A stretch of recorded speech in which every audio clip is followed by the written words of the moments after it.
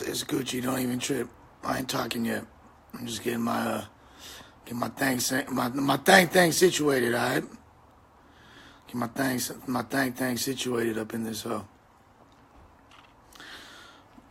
I'm sending out my motherfucking RSVPs to y'all motherfuckers and shit. Pull up to the pop out on Kotd. You know what I'm saying? Staying on 10 toes, baby. Everybody wanted Lush to speak. Everybody really want to see what the fuck I have to say. Well, shit, normally it's the rooster that wakes motherfuckers up, but everybody trying to wake the goddamn rooster up. But we gonna see if that turned out good or bad for motherfuckers' agendas, because guess what? There ain't no agenda over here. The only agenda I got is trillness in reality. I'm fucking with nothing else, all right? It's all irrelevant, all right. Let me get some roosters, man. That's right. That's right. I need some more of them. I need some more of them, baby. I need a lot more of them before we can get started, baby. Oh, what's up, Chippy? 5 gang. What's happening, bruh? What's up, compa? You know we fucking coming, baby. Clemson Street shit. See, I'm actually from a hood, which is different from a lot of y'all rap motherfuckers and y'all motherfuckers. Like, I'm actually from an actual hood, and these motherfuckers be seeing everything that I do. My partners see what the fuck I do, and they see what y'all do and what y'all say to me, and y'all motherfuckers don't keep that in mind, because guess what? It's never just me, bro. I'm from LA, you feel me? I'm really from here. I'm really from the soil, bro. There's real, actual gang affiliations. Okay? This shit's so damn serious, player, that I had to fucking, I wrote notes in this bitch. I wrote hella notes because this ain't just for cuteness, you feel me? I really didn't want to speak on this. I was enjoying a beautiful weekend. If y'all don't know, y'all do know, but I put out an album called Above the Devil. Thus far, I would say it's a magnum opus. It's the greatest creative thing that I've ever done in my life. Me and all my partners, we dumbass proud of that shit. Before I get into all this racial fuckery, etc., blah, blah, take a moment to appreciate all the work I did with this fucking phenomenal album. People love that shit. Why don't you go and buy that shit if you fuck with me so hard? Lush1.bandcamp.com. Buy the album. A lot of y'all have. I charted twice because of that. Y'all want to see me successful?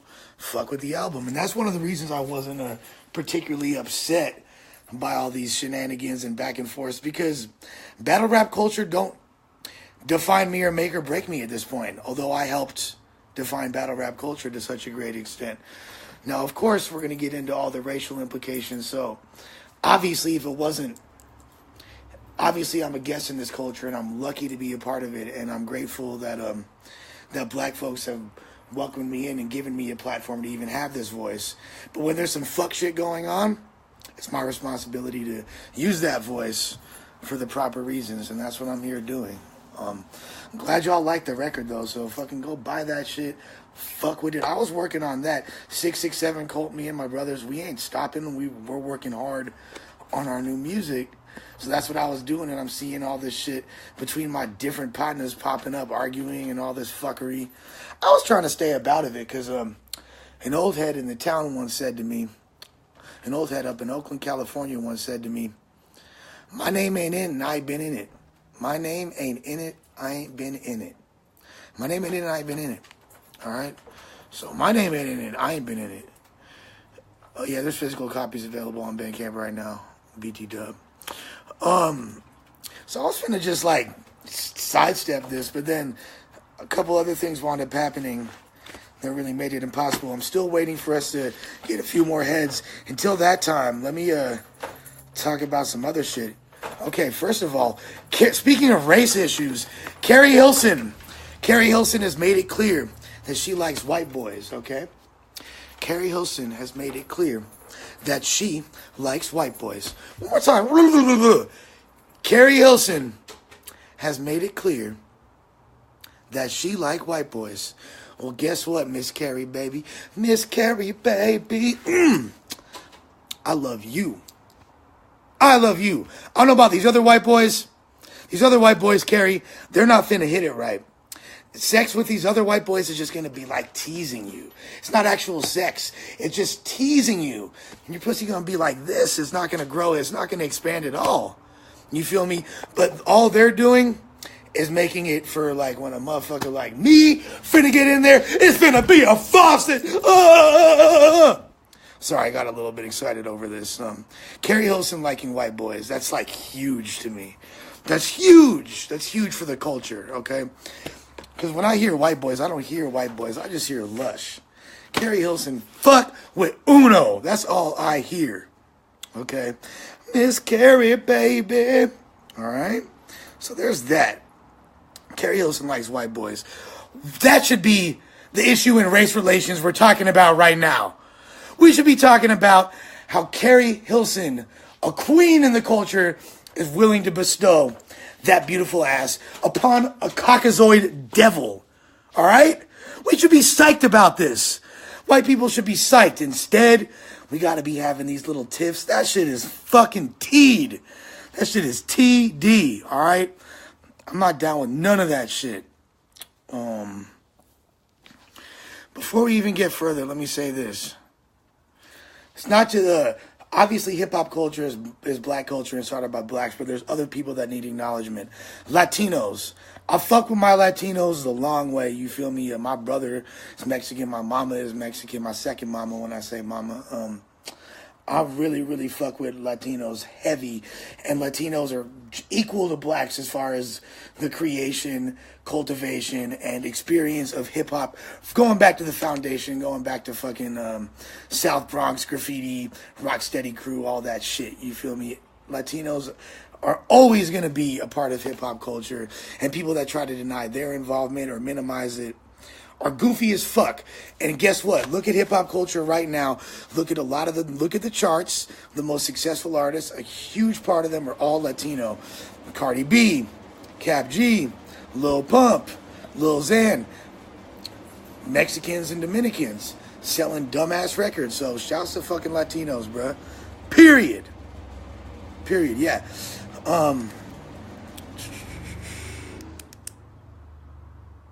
I got a lot of notes, so I ain't finna, look at all these motherfucking notes that I'm, I know it's chicken scratch, but this shit was serious to me. I wasn't finna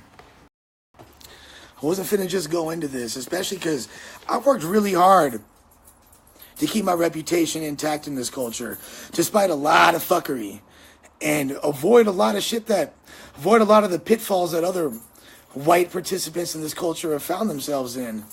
Because I stayed on 10 toes since 1999 in this bitch. And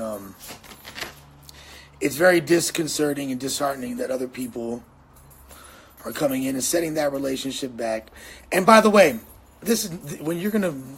Anyone that's watching this live that thinks that I'm going to be admonishing a specific individual or taking a specific side, you're going to be very, very disappointed.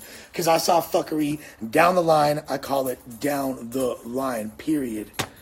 What's up, dude? With your fine ass. Alright.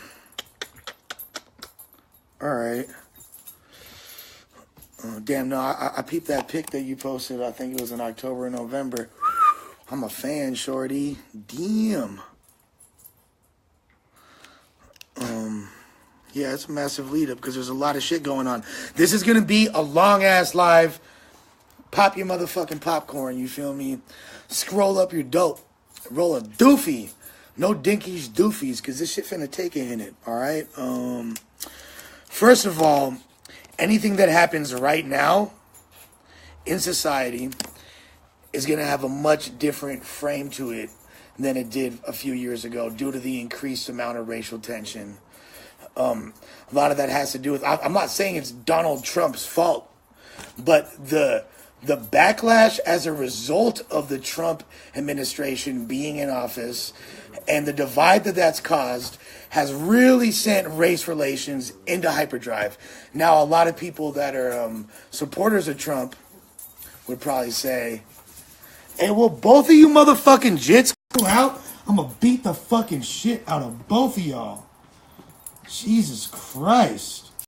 A lot of people on the conservative side of things will say, well, that started with Obama. And you know what? I'm sorry. I don't really believe that necessarily. I believe maybe you got in your feelings because a black man was a president and you felt a little bit less secure and you had to answer to a black man and you had a black man representing you and there's nothing you could do about it. And that made you feel some type of way. That might have started some tension. I see that. But the level of racial tension that we're dealing with right now did not start until, I want to say, this last election, and it really got pumped into overdrive. I definitely noticed a lot of people that I didn't realize had certain proclivities or didn't feel comfortable speaking up in certain manners. They were mad quiet until Trump and Pence and them popped up, and then all of a sudden, oh, okay, I guess you're a motherfucking racist.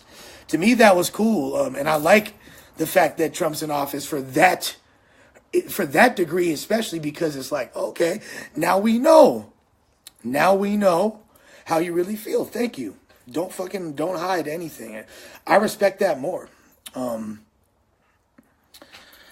Be honest, be true to yourself. I have homies of all races that have racist tendencies. First of all, I'm just going to say that too. So battle rap was in a much different place. Like, I feel like if all this shit that just popped off right now, I feel like if that had popped off during the Obama administration, it would have just culminated in a little discussion and probably a battle. Motherfuckers probably would have took these grievances to the ring. But now that has a whole different context. And we can't do it like that. Now, something that's made me less successful and less popular than a lot of other people, and there's not really even a lot of other people in my position, but the handful of others that are like the forefront, the prominent voices that are a part of hip hop culture, or battle rap culture. I never chose to make the popular argument and make moves or keep my mouth shut when it was convenient because it would make me look good. No, I speak up. Even when people say it's doing myself a disservice, I speak up for what I believe. Call it mild Tourette syndrome if you want. Frankly, my dear, I don't give a furlock. But it's me being true to myself and being honest. So I say things and people get upset about them. Even simply down to my taste in the type of music that I listen to has alienated fans of mine that will fuck with my music, but they don't want to fuck with an artist that is a fan of Future and a fan of Young Thug and a fan of these artists that they consider in their fucking caucasoid bubbles detrimental to hip hop culture. So they'll be like, oh, da-da-da-da. But I still speak up for the artists that I fuck with. I speak up and I speak on what I believe. Yeah. Why the fuck would I ever like anybody from Kansas City? First of all, let me just put this out there. Fuck Kansas City. I got partners from there. You're cool. I fuck with Kansas, but fuck Kansas City as a staff record label city and as a motherfucking crew. Your bitch ass city killed Mac Dre. Fuck Kansas City. Always. Fuck Kansas City. Fat Tone Killer. Fuck anybody that try to rap from your bitch ass city. Fuck Kansas City with the AIDS dick. Alright? There's Thiz, ENT, Mac Dre, Thiz in peace. Fuck Kansas City. Fuck Kansas City rappers. Every last one of them. Period. Fuck bitch ass Kansas City is a shitty ass city beyond that shit. It's a trash city. Kansas City is pure trash. Fucking, whoa, you have good barbecue. You have Mac Lethal and a bunch of fucking racists. And the worst rap music ever by fucking, rap all fast, fucking Tech 9, and have white kids that paint our face say that this is real hip hop. Fuck Kansas City. Anybody that got a problem, pull up 5718 Clemson Street, Los Angeles, California. Clemson and La Cienega. Fuck Kansas City. You hear me? My partners from Kansas City are cool. I fuck with A-Ward. I fuck with Cannon. Tech 9 is trash. Kansas City as a city is trash. I hope fucking Fat Tone is in hell. I'm about to smoke a Fat Tone pack. As a matter of fact, check this out. Check this out, bruh. You know what Fat Tone, the bitch-ass rapper from Kansas City that's dead, you know what he's doing now? Fat Tone is in my blood. This is a Fat Tone pack, all right? I'm finna fire up some Fat Tone, and we finna smoke, all right? I love you too, bro, but fuck Kansas City. I thought you was from Tennessee anyway, bro. You from Memphis. You ain't from Kansas City. Nothing happened to me in Kansas City, but my godfather was murdered in Kansas City, okay? My godfather was murdered in Kansas City by jealous, bitch-ass, hoe-ass Kansas City rappers. Fuck Kansas City. That's not even what we were talking about. But always, forever, fuck Kansas City. Period. Period. Fuck Mac Lethal too. Just cause. Just cause he's lame as fuck. And he probably racist too. Back to the point. I ain't no motherfucking both sider, okay? So let's just put that out there. I ain't no both sider.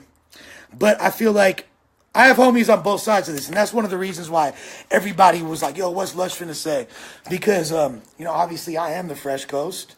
Anything out west is I'm a part of it just on GP. And YR are my partners. Like Eric Foreman, I love. Can't nobody tell me shit about Eric Foreman, not never. You feel me? I fuck with all those dudes. Even the dudes in YR that are Nazis, I fuck with them. They're my Nazi partners. Fuck it. They're not really Nazis, but just keeping it a Stidnack, all right? That's why everybody wanted to get me involved and see what I had to say. But I know both sider, but let's just talk about a few things, okay? Let's talk about my family. Let's talk about my family, okay? This is my mother right here. It's my mother and my father right here. This is in the early 1960s. You know, can anybody tell me where this is, where my mom and my dad are right here? Looking at the comments. See, that's the Washington Monument right there. See a bunch of people sitting around. Washington Monument. There's my grandfather, R.I.P. G-Pops. Yes, it's D.C. This right here is the March on Washington. You guys might know about this event from the Martin Luther King I Have a Dream speech, okay? My parents were at the March on Washington. My grandfather was at the March on Washington, okay? Like, this is generations. The Million Man March. What the fuck, fool? This is way before the Million Man March. It's the 1960s, goddammit. Y'all are 3 decades off. Y'all are 3 decades off, okay?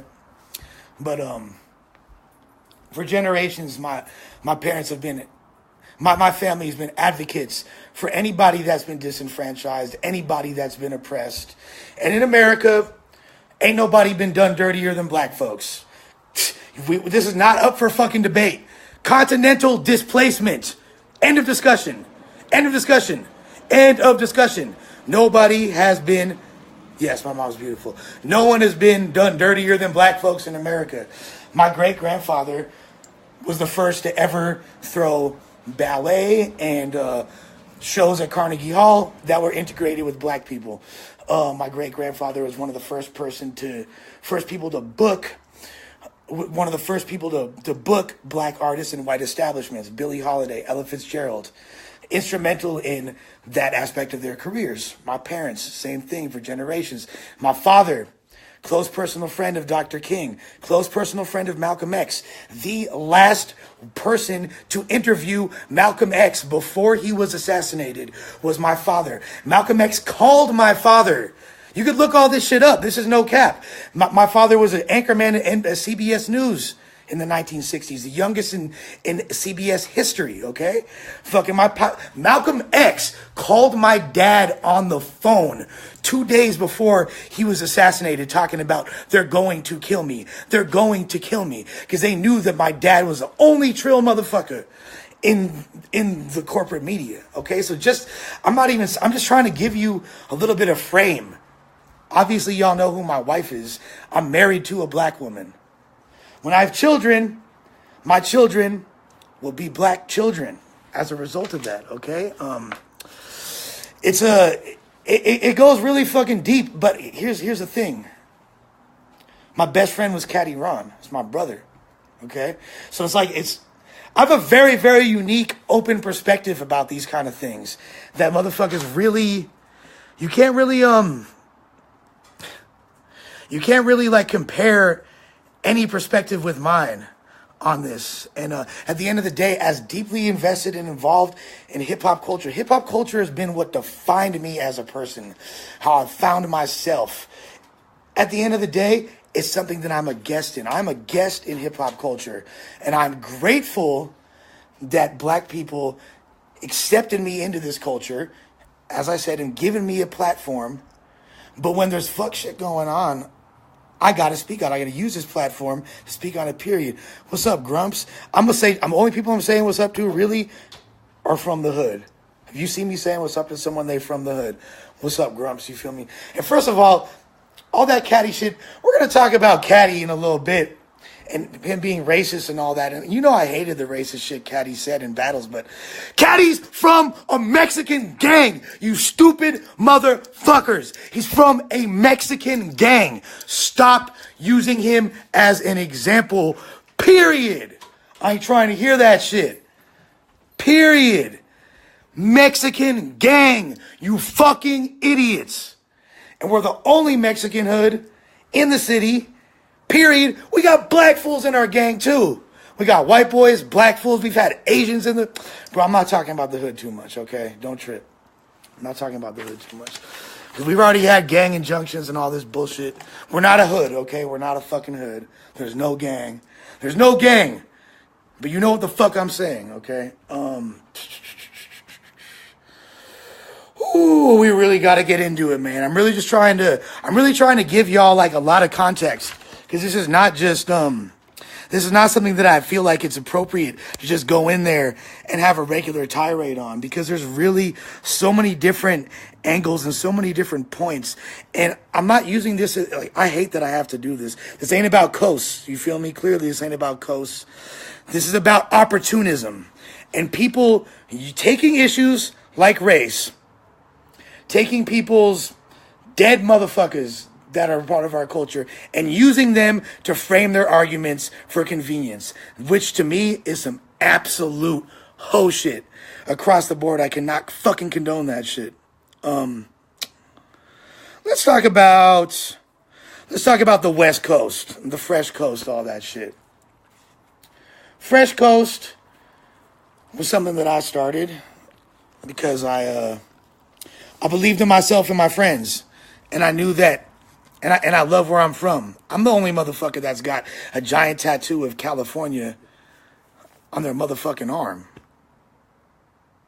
Okay? Like, I'm the only one that really, really, really puts it down. That's put it down. That's from the sections. I'm from West Los Angeles. And I grew up in West LA and lived in the motherfucking projects in East Oakland, California. I'm from the real sections that define this entire place culturally, all right? I started repping that shit and it meant something. It was a movement that everybody could be a part of. Somewhere down the line, that shit became out of control. You look at the state of West Coast battle rap now, trash. West Coast battle rap, and it's not the artists that are trash, because we have some incredible battlers in the West right now. Geechee Gotti, Rum Nitty, Disaster, always. Daylight, always. Thesaurus, always. Pass, always. You feel me? Fucking. Plus all these other new, dope, talented fools that are shining. You know what I'm saying?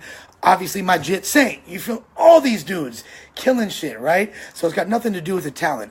But there ain't no fucking unity. There ain't no unified Fresh Coast. And you know why? Because I'm not at the helm of this shit no more. Because I took a step back, and you got a bunch of infiltrators from, and this is just facts. Get mad if you want. Infiltrators who are not only not from Los Angeles, not even from California, are the people that are now controlling. And it's not just one league, all leagues. The people from all leagues controlling the events and booking these events and putting it together. They're not even from here.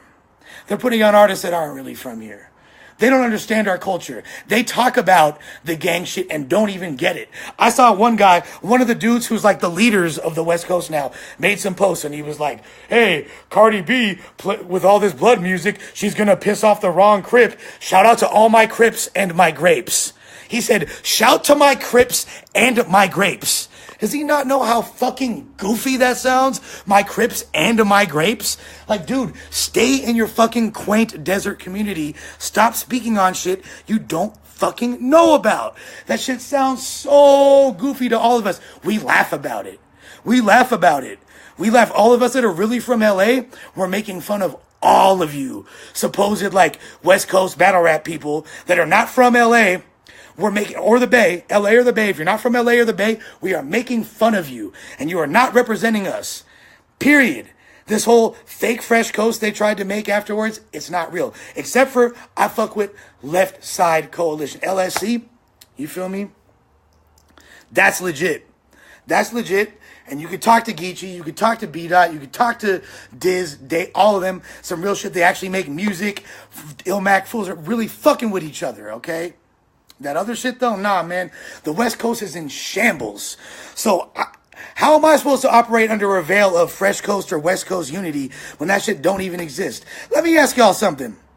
That was my shit, but who the fuck protected me? Anytime motherfuckers went at me, when people tried to slander my name, when people tried to go against me, when people tried to beef with me, when I really had actual funk in the streets over this shit, over y'all, over getting y'all money, who had my back? Nobody. I'll wait for the crickets to colonize. The crickets are going to accumulate, form a motherfucking colony, and spell out my name on the wall in crickets with all the crickets I could hear right now. Period. Nobody had my motherfucking back. None of my own brothers, none of my own partners. And you want to know why? I never expected them to. I never asked them to, because I'm not a motherfucking bitch. I got my real family, you feel me? I got the hood, and that's who fuck with me. West Side 5 gang, you feel me? That's who fucking held me down. That's who protected me. That's who fucking had my back. When I had to run up on Sirius Jones with a pistol, because he was fucking talking greasy and threatening my family, that's who rolled with me. Wasn't none of these Fresh Coast motherfuckers having my back. All right? So you can miss me all the way with that. And now when people from the Fresh Coast want me to hop in this and have their back, why? Because they know I'm gang affiliated and I have clout in this culture? That's some whole shit, bro. That's why I say 10 toes. Oh, by the way, when we're talking about drugs and alcohol, I don't know if you see my face, how much clearer I look. You feel me? I haven't done drugs in like 15 days. You know it's a bad sign when a motherfucker's counting the days, because that means they got a drug problem. No, I'm not saying too much. I'm not saying enough. Yeah, I fucking held a pistol, ran up on him. Who's gonna do anything about that? I can't get arrested for that from something from 4 years ago. It's what happened. Head Ice had a bar about it in a battle. It fucking happened. I didn't say too much. Who are you, the motherfucking feds? As a matter of fact, fuck the feds. I'm sober as a bitch. All I do is smoke dope. I smoke dope. I don't take drugs. I don't drink. I don't even eat meat right now. I just eat fish. My head is clear as a motherfucker. But all these other fools, their mind is just fried. Their mind is fried on drugs. Your minds are fried on fucking drugs. Fucking fried on drugs. Fried on fucking drugs. I never realized how pathetic people on drugs look, because I've been on drugs for so long. But it's because I'm such a highly functional person, and not to neck myself off here, but with such a brilliant mind, that despite my drug use, I was still able to be successful and have shit going on. But I ain't fucking with drugs no more, you feel me? Well, okay, when I go to Florida next month, yeah. Until then, though. Thank you, dude.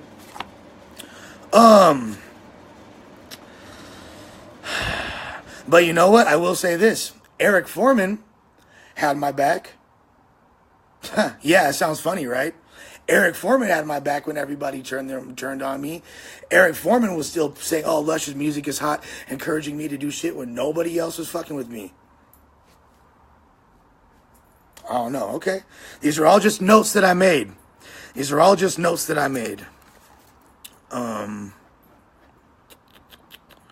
Yeah, we talked about Carrie Hilson, goddammit. That's really all. It should have all been about Carrie Hilson. Y'all fucked me up. Okay, so let's talk about the Sharon incidents first. First of all, I gotta say Sharon is one of my favorite people in the culture. Sharon suffers from being... Sharon is great, and I'm not criticizing him at all. I have nothing bad to say about Sharon.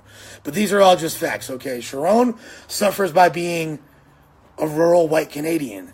Now, Canada's a beautiful place, and although there is a lot of racism out there, it's different because their entire culture is based on being homogenized and safe and kind of skirting certain issues and protecting themselves from certain issues, so they don't fully have a clear understanding of race relations. And then simply, they just don't, outside of fucking the large amount of Jamaican and West African and North African immigrants that populate the streets of East End, Toronto, there's not that many black people in the entire country for there to even be race issues. Period. So there's just like a whole skewed view of it, and people that don't have, and that's why I'm only bringing all this shit up to say, why King of the Dot might have a hard time addressing this issue, because they just don't have as much experience with this kind of stuff, and they're white Canadians. And two, Sharon, I don't know if y'all recall, several months ago, Sharon posted a picture of him when he was visiting the South, and he was wearing a Confederate flag on his shirt. And people started to get pissed off right away. And I know Sharon's not a racist guy. He might say some racist shit. I'm the smack killer. He's not trying to be fucking racist. Sharon's one of the sweetest kids on the fucking planet. I love Sharon. Old people finessing out of heaters money aside, Sharon's an incredible guy. That shirt, when he had it on, looked terrible. It was a horrible look. It made him look racist as fuck. I'm the one that got that picture removed. I went in the King of the Dot chat and literally had to explain to all of them why it was racist, because they didn't fully get it. Bishop did. No one else really did. I had to explain to all of them why it was racist. They hit Sharon, and within 15 minutes it was down. And then that's why some of my homegirls, because I first became aware of that because my homegirl D posted on her page, what the fuck is wrong with Sharon and these fucking and King of the Dot? And then I was like, oh, hold on one sec. I went in the inbox, whoopty whoopty whoop. That shit was checking down. Then she was like, Lush is the white boy of choice because whoopty whoopty whoop. But I'm not doing that to be opportunistic or to fucking gain favor with anybody. I'm just doing it because it's fucking what you're supposed to do.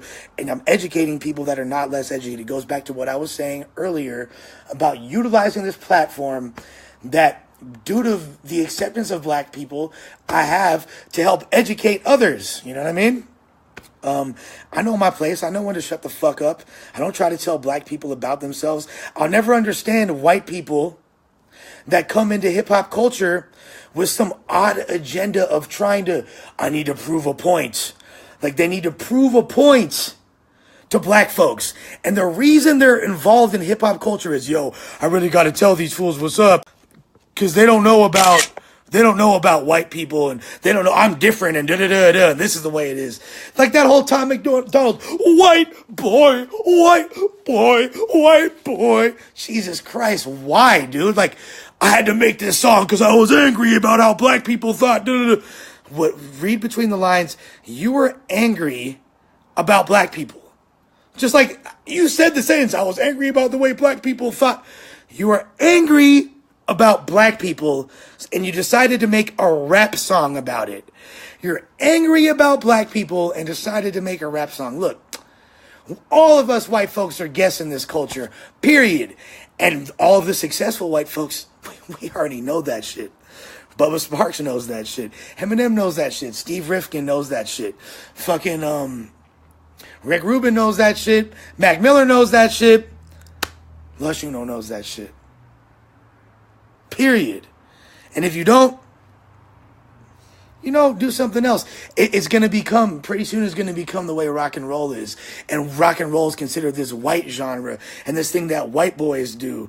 Because at a certain point, and I love Creedence and all that shit, but at a certain point, it got removed from black culture. Black folks started doing a bunch of other shit. First you had Elvis and all that shit. Then you got fucking Creedence. Then you got fucking, all these fools that are talking, Sweet Home Alabama and shit, and they got Confederate flags, and then people don't even associate rock music with fucking hip hop with black culture anymore. By the way, rock music is fucking black culture. It's black music. It just become such a far cry from its early stages, we can't even recognize it anymore. And that's what's going to become of hip hop if people don't acknowledge that they're guests within this culture. Yes, Creedence is flames as fuck. Love that shit, okay? I'm not fucking hating on Creedence, all right? Definitely not. And we can't even really blame Elvis, just a talented kid being successful. We could blame all the people behind him and all the people that put him on and profited off of that. It is what it is.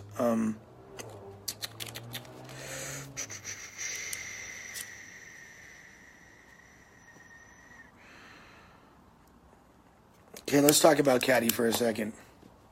But we're going to bring him up a few times. Something about Caddy that we all need to acknowledge.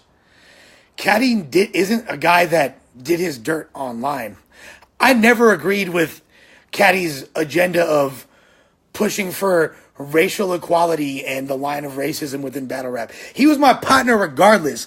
I constantly got into bro about that shit. But it was something that was near and dear to his heart and an agenda he wanted to push. In addition to just, battle rap is a whole thing about caricatures. And we all kind of see what we embody to people. And those of us that are savvy with branding, we latch onto these characters and we kind of embellish on them a little bit to drive a point home. Caddy was doing that, but here's the thing. You didn't see Caddy online beefing it about this shit, fighting for white equality on the internet.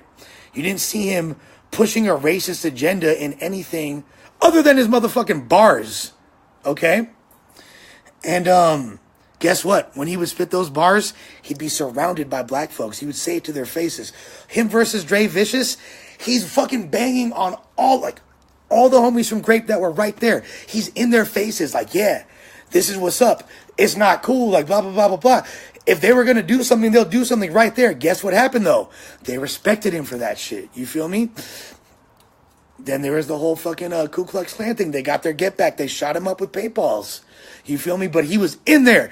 The motherfucker was crazy enough. I'm not going to say brave because I think it was crazy. I don't think it was brave. I think it was stupid and crazy. He dressed up as a Ku Klux Klan member and battled daylight to prove a point, which was retarded on both of their behalves. But guess what? He had enough nuts to actually do that shit and not just make a quasi-racist post or imply something that could be perceived in a racist manner. You know what I'm saying? Like, he actually did that shit. So I think at the end of the day, black folks respected him more. Even motherfuckers that pushed the line of the antithesis of his agenda still respected him on that level. And that's why you don't see guys like B-Dot saying, fuck Cadillac Ron, that racist cracker. You never see that shit. Because they actually had respect for him. You know what I'm saying? No, he definitely was not racist either. Yes, you could definitely put 667 on your leg. Tattoo yourself a 667. Just post it online so we can repost it. 667 Cold is a nation. That's not what we're talking about now, but definitely shouts to the crew. And shouts to you for repping us. I think I pretty much framed this. Oh, yeah. Pretty much framed all this enough so we can get into the actual thing. Let's talk about the initial picture and quarrel. Now, first of all, YR and the Freshcos, in particular CP, Counterproductive, the northern homies, have been going at it for a while. But it didn't start like that. We've been homies with Eric Foreman for years. If a motherfucker doesn't like, and it's so funny that he literally just popped up now, because I was about to bring his funny ass name up, but literally, if Perry Farrell's son, Eric Farrell, if you don't like Eric Farrell, and you've gotten into it with Eric Farrell, I seriously question you as a human being. He's one of the chillest, most accepting, funnest, most carefree, great guys you'll ever fucking meet in your life. If you don't fuck with Farrell, like, you're a fucking goofy. I just don't get it. And of course, we all got along with Farrell at a certain point. Dan got along with Farrell. You know, I love Dan. Dan's my brother. Like, we're real life partners. Costo's my brother. He's lived in my house. Passwords is one of my best friends. Pass is one of my best friends, period. Like, I've known Alex since he was 14 years old. Me and Alex have been friends since 2003. You know what I'm saying? His wife is like my sister. She's one of my best friends too. We talk all the time. His kids are like godchildren to me. It's important for me to bring that up. It's real important for me to bring that up. Because his family being disrespected definitely hurts me. It definitely hurts me a lot. And is out of line especially. But I just want to properly frame this and not be biased to either side, because there was back and forth between everyone that predated this. Like Jay-Z said, it was all good just a week ago. At a certain point, Foreman was battling on bots. Jeff was battling on the Fresh Coast. Farrell was battling out here. Word of Play battled at the bunker. And I fuck with all these guys. I do. I've gotten it. And the reason why the funk hasn't been way more explosive between these parties is probably because of me. I mean, it's definitely because of me. I've had to spend a lot of my own time talking both parties out of being civil to each other. And, you know, it's okay to not get along. This battle rap culture, we're supposed to not get along to a certain degree. It's corny when everyone's sucking each other's cock. You know, you got to be at odds to a certain degree. But, you know, when it's detrimental, when business and when pockets are getting affected because people have petty grievances, that's when I got to step up. And this shit was corny. Now, I think a lot of that and a lot of the back and forth are the reasons why Dan made his initial post. And because it wasn't just that picture. Let's keep it a stack. This is months, over a year of back and forth and having funk. Now I just got to keep it a bill. I'm gonna keep it a bill. I'm calling out both sides in this because there's things that I didn't like from both parties overall. Now, I don't think Dan was wrong for making that initial post. And I do feel like it was a little bit, I don't want to use this word out of context, but it was a little bit of a bully move for Dan to try to,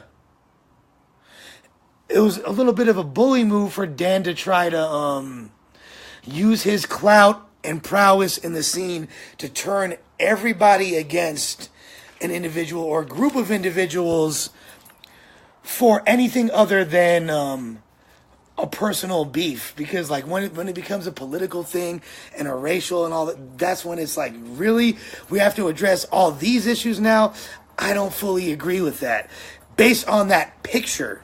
Do I think that battle rap or hip hop culture should ever be a place where white supremacists feel safe? No, absolutely not. Should the agenda of white supremacy be kicked through battle rap or hip hop culture? Absolutely not. And that's why I don't condone what Kotd did or said, even though I know he wasn't a white supremacist.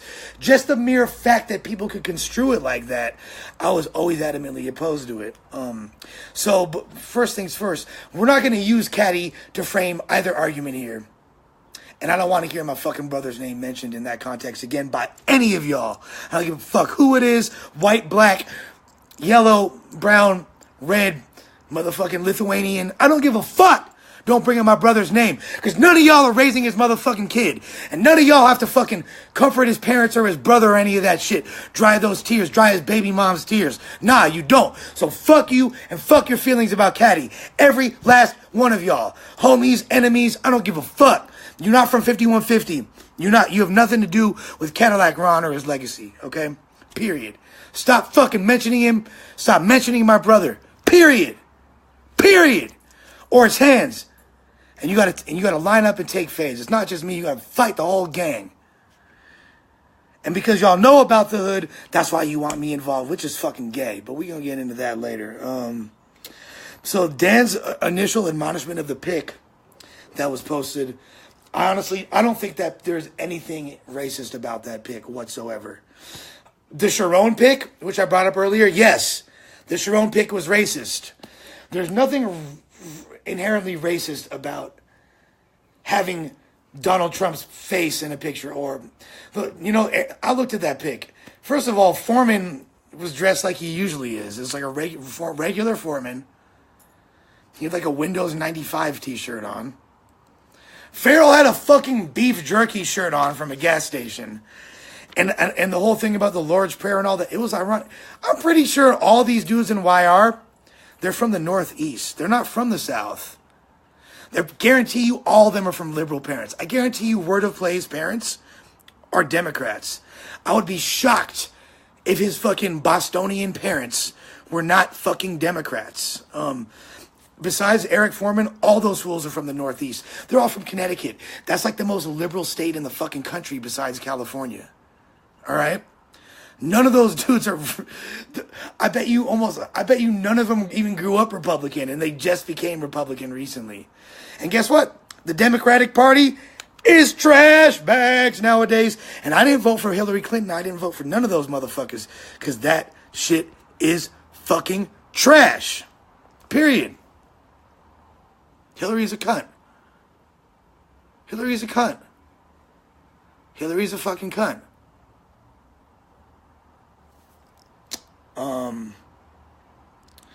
Who else is in the pick? And I see people flip-flop on the argument. They'll be like, yeah, it's not about Trump. I didn't say anything about Trump. This isn't about politics.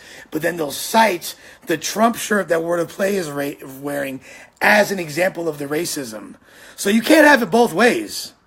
You can't have it both ways. Either the shirt's racist because Trump's racist and we're saying Trump and politics are part of the race issue here, or it's not racist. You can't have it both ways. I'm sorry, you just can't. Nothing about that picture was inherently racist. Nothing about that picture bothered me. Yeah, they looked like fucking rednecks, but no offense. They're the homies and they always kind of look like rednecks. You feel me? I don't really see what the big deal about that picture or that shirt was. And for that to be the catalyst to get everyone up in arms and to mention fucking and to try to rally troops and get fucking Avocado involved and Norbs involved and all the black people involved and fucking it's now a race issue. I think that was fucking out of pocket and unnecessary. And if motherfuckers really got issues and they really don't, just fucking take it to them directly. Take it to them directly. Run up on them. You feel me? Fight them. Fuck all that other shit, though. You feel me? All that other shit is just whistleblowing to me. Now, it's fucked up. You see now, and this is where I'm even on both sides. People say shit like this. You give a racist enough rope and they'll hang themselves. Well, that live that Jeffery did. First of all, y'all know I love Jeff. I'm the first person from here or from outside 413 Battle Leagues to say Jeffery was dope. I was one of his first major cosigns. Me and Direct were his first major I was one of the catalysts for him being on the Rap Grid freshman list. I've pushed hard for Jeff and love him. He's one of my favorite battlers and he's a great guy. When he went on that live, the shit that he said was out of pocket, bro. I don't fuck with it. I don't condone what he said on that live. I understand he was upset, and I think it's fucked up that he was put in that position by the West Coast homies, like, you know, bullying them into where they had to fucking defend themselves, but the manner in which he did it right there, and I know that Passwords had said shit that they had objection with, but, you know, mentioning him for, you know, trying to say, okay, he has a white wife, and yeah, I mean, it's out of pocket. I don't think it was as racist I saw the live. What he said was wrong, and I don't agree with it, and I don't condone it. And there's no way I could sit here when Passwords is my brother, and his wife is my sister, and I love them. You're talking about people that we've slept next to each other hundreds of times, you know what I mean? Like, we celebrated births, deaths, everything you can, you feel me? Like, I can't sit by while those people are insulted and just say that shit's cool. That's just out of pocket as fuck. And you know what? Honestly, y'all owe each other a fade at that point. Y'all owe each other a fair one, like 100%. If Pass want to fight, Jeff, you should give him a fade for saying that shit. Really what I hope Jeffrey does, because I love Jeffrey, what exactly, QVD, exactly. Now, I love Jeff. What I want Jeff to do is, and it's hard because I know he's a pretty stubborn guy. I want him to ignite, and like, fools like him, fools like Thesaurus, they're never going to back down. Once I saw Thesaurus and Jeff going back and forth, it hurt because I was like, fuck. And here's the thing about Thesaurus. Thesaurus exactly echoes all of the sentiments that I've said so far. Thesaurus was like, yeah, that initial post they made, the pick, was not wrong. Thesaurus has never talked shit about YR. He supported fools. He always said Chrome was dope, blase, blase, blah. Always said he loves Farrell. Y'all know that shit. But when Jeff said that shit about fucking Al's family, it's too much, man. That shit ain't cool. And it ain't got nothing to do with fucking coastal loyalty. It's just, that shit ain't cool, bruh. That's just wrong, and I really hope that he makes that right publicly, privately, especially now that's caused motherfuckers like Avocado to hop in the mix and be like, any league that books Jeff, including King of the Dot and URL, I'm not fucking with him no more. The thing is, I don't know if that was just a statement by Avocado on Twitter or if he's following through and actually having these conversations. Because if it's just on Twitter, then it's just on Twitter. It don't really mean shit. But if he's acting, because the thing is, Avocado has the jug. He has the juice. He has the power in the community to do that. He definitely has URL and King of the Dot. Buy their motherfucking ball sacks. Let's keep it a stack, bro. Until both of y'all companies, because the thing, Avocado loves passwords too. We all grew up together. Yes, Jeff could still battle on places like RBE. There's other places I battle, of course. But Jeff just got to deal with URL.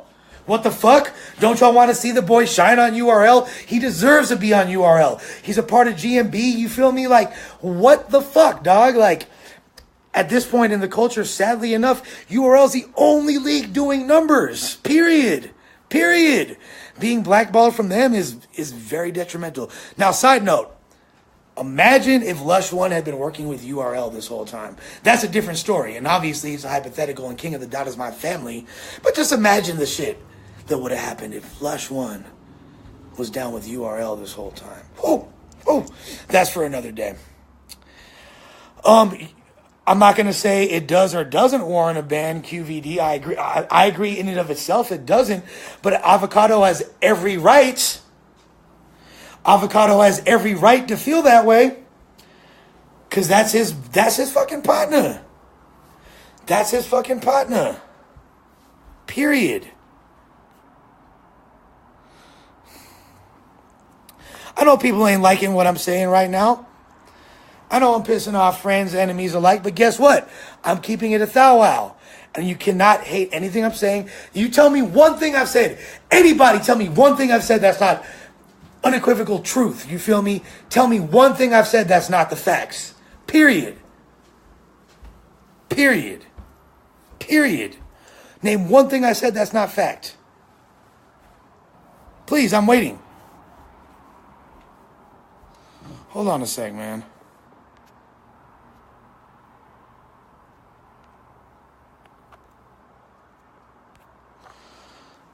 I don't get this shit, bro.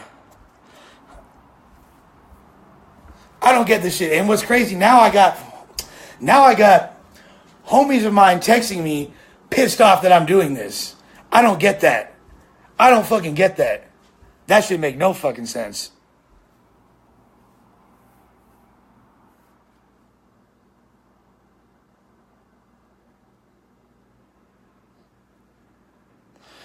It's not about, see, Goods and Norbs could think and say whatever they want, but you don't understand. They're not the ones that are dealing with Avocado directly. You guys are not privy to the internal dynamics, all right? But it doesn't take somebody that is to see how valuable. Hold on, bro. Bro, get Caustic in here, bro. What the fuck are you saying, Caustic, in my text, dog? What? What, bro? Really? What? What is you saying, dog? Like, what? Excuse me? I'm letting fools disrespect our fallen comrades? Excuse me? What? Get the fuck out of here, bro. That's that's TD as hell, bro. Who the fuck? Yo, everybody in here. Am I allowing somebody to disrespect Caddy? No, how about this? All of y'all that brought up Caddy's name, our own partners, y'all are disrespecting Caddy. Y'all disrespected Caddy. My own partners disrespected Caddy. His supposed own partners, bro. Yo, man, someone tell Caustic to hop on here because he's tweaking right now, bro. He's fucking tweaking, bro. I'm not fucking with that shit, dog. I'm not fucking with that shit, bro. What the fuck, dog? Everybody. Nah, man. Nah. That shit ain't bull. Like, seriously, I'm literally the most level-headed voice in this entire situation. I'm the only person that's keeping it a buck and actually being able to objectively analyze this shit. I'm the only one that didn't just rush to the internet, that wrote down notes of what I wanted to say. Caustic, what are you talking about, bro? I love you, bro. But what are you saying, bro? How am I condoning anything? How am I letting anyone get disrespected, bro? Please tell me. Please. That shit makes absolutely no fucking sense, dog. Explain it to me. Explain it to me, please. Okay. Because I'm not doing anything fucking wrong here, bro. Now, the thing is this, though. Caustic is a close friend of mine. I love Caustic. I want to make sure he apparently he feels that I'm doing something disrespectful. I'm not looking at Caustic as a hater here. He's clearly not. But what's Gucci, man? What am I doing wrong? Like, I'm sorry. Like, this is honestly how I feel. Y'all motherfuckers want me to speak up about what I feel. People know it's not good. You can't fucking disrespect Pass. You can't talk about Pass's family. I said that. You feel me? Don't mention my motherfucking brother. Period. Don't mention my brother's name. Period.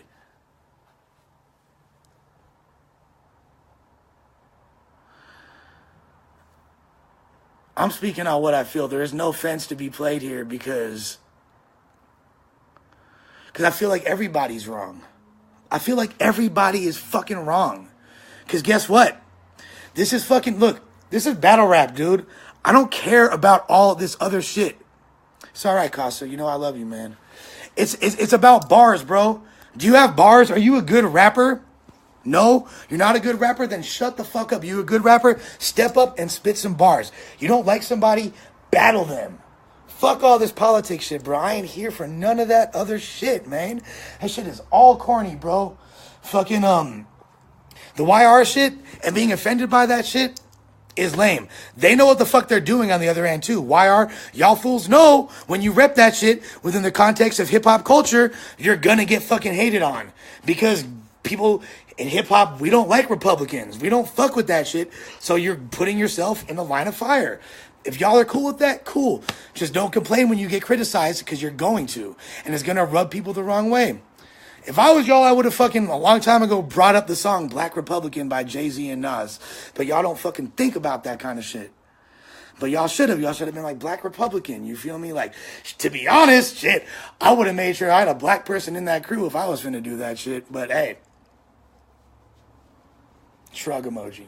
Shrug emoji. You know what I'm saying? Michigan, you're a little bit of a late addition to count as the black guy in the crew. My boy. But, what's up, Trackstar? Standing with Trackstar. Yeah, man. There's no reason for people's hearts to be breaking. Let me tell y'all this, man. This is way blown out of proportion. And people just wanted to get attention. Look, motherfuckers don't like each other. Cool. We still are a fucking subculture.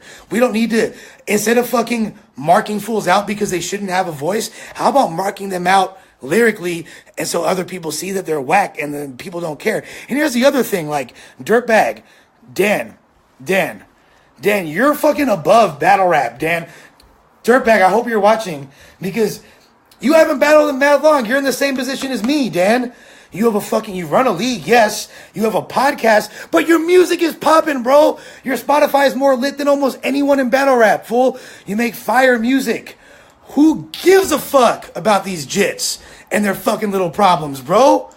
Do you, bro? Worry about your fucking music and all the dope. Dude, you're performing at a huge show in Arizona in Cap G. I would have been getting fucking blowjobs and doing lines when you were on live complaining about white racists and battle rap culture. Why are you even bringing attention to that shit? You're bigger than that shit. You're actually bringing more attention to it. That's really how I feel, my boy. Period. How do you not see that, dog? You created this, and you know what? I guess it's cool. Sometimes the ends justify means. Maybe in your mind, this is good because it's exposing the racism in battle rap. Guess what it's really doing, bro? Because I don't operate on the same sphere as y'all do in battle rap. You see me pop up as a host. You see me around sometimes, but I'm really focused on my music. You know where I live, though? I live in Los Angeles, California. Do y'all know what Los Angeles is? It's the entertainment capital of the world. I'm the one who deals with battle rap on a corporate sphere. Remember, I'm the one that had 3 budgets of $100,000 open simultaneously. Somebody that no one else in battle rap history has ever done. One of the reasons why is not because I'm so business savvy and so smart and so innovative and I have a 10-inch cock. Well, that's all true, but besides that, 8.5. Besides that, 8, 7 3/4. Besides that, really 7 3/4. Besides that, I'm in fucking LA, so I have easy access. To these outlets. So talking on a corporate sphere, all people see, all the corporate people, all the people that are going to invest in battle rap culture and could potentially take battle rap culture to a higher level, what they see is shenanigans, liability, back and forth, and traffic that they can't monetize. AKA, it makes them not want to be involved with our thing. So you guys think you're helping, but really you're making us all look fucking stupid. That's all that ever happens. Damn, you guys are going pretty low there. How is me talking about the size of my own dick pause-worthy? No, you guys thinking about the size of my own dick. Pause yourselves for thinking about my dick. But that's okay. It's alright because it's my dick and I can think about my dick if I so please. So basically, everybody's wrong. Everybody's stupid. Even like, the reason why I didn't like Kotd being mentioned and dragged into it, because it like when, Dan went on live and Marv hopped in, it just created the perfect alley-oop for Marv to once again mention Kotd's racist tendencies in battle rap, which he wasn't wrong for doing, but it just makes us all look stupid once again, and is throwing dirt on our brother's name once again when it doesn't need to be. Like, Marv agrees with all that shit, but at the same time, Jeff, you got some cleaning up to do too, and Jeff, you know I fuck with you, dog. Me and SM are the only dudes on the West Coast that Jeff even remotely. No, you didn't do nothing wrong at all, Pass. Pass, you didn't do anything wrong, period. And that's the whole thing. And that's what I'm literally saying as we speak. Jeff is hella out of pocket for what he said to you. And I know that you guys have gotten into it in the past. Nothing you said or you didn't say warrants what happened. And I'm hella not cool with that. And he definitely needs to make it right. Like I said earlier, either he owes you a fade and or a public/private apology. I don't want to see this negativity perpetuate, though. So once again, I hate having to do this, but I'm thrusting myself into the middle of this shit to fucking intervene, and I hate the fact that I have to do it. But I said all this to say this. I'm here to intervene and fix this situation. Hey, that's right, Steven, get that tat. I'm here to fix this situation, bro. However it needs to be, so at least everybody can coexist within this subculture. We ain't gotta be friends. We ain't gotta even really respect each other fully, but we have to at least operate under a veil of respect for each other. Because this ain't making nobody no money. This is ruining everything for everyone. And period. If you're fucking racist or have a racist agenda or don't like black folks, just stay the fuck away from hip hop, dude. Like, why? Why would you ever be a part of a subculture that is the antithesis of what, and I honestly don't believe most of these fools are dumb enough to want to be involved in hip hop if they're legitimate racists. And I think all white people are pretty fucking racist, whether they know it or not. All people, period, have latent racism in them, and motherfuckers need to really just watch how they move, bro. And a dude like Jeff is actually hella accepted by the black folks out there in the East Coast and shit, and he's the goods and all them. They fucking love Jeff. I've seen Jeff. Me and Jeff was in Atlanta. I seen him turn out a room of, you know what I'm saying, a super hood ass crowd, and they all fucking loved him. It would behoove him to not have tendencies like this that are gonna wind up for show. I know he's gonna be making money and doing good in his life regardless, but if he wants to continue to flourish within hip hop and battle rap, you can't be fucking saying that little slick racist shit, and you can't be disrespecting fools' families and all that, because that shit hurts my feelings. That shit hurts my feelings, because I love Pass, And like really, really love, like no cap on that, and his wife and his kids. So that's way over the line. But once again, here I am extending the olive branch. Let's fucking not be fucking goofies. What can we do? What can we do to fix this? Everybody over here complaining. What can we do to fix this? What can we do to fix this? Because I love everybody and everybody loves me, and we all love battle rap. So what can we all do together to fix this? I would like to see, because you know, a clear-headed Jeff speak on this.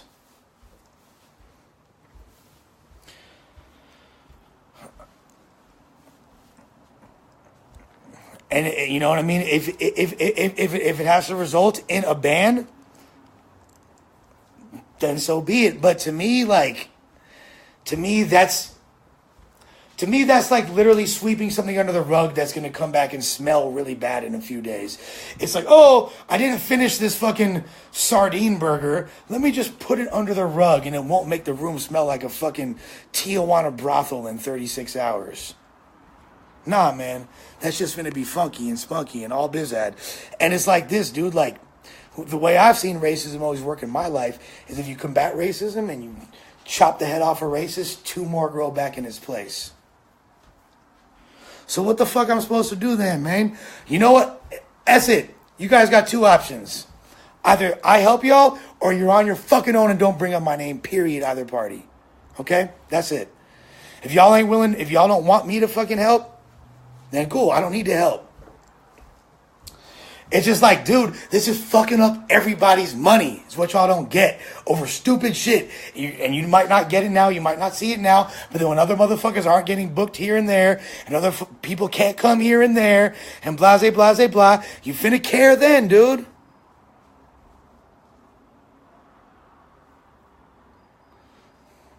Man, oh man.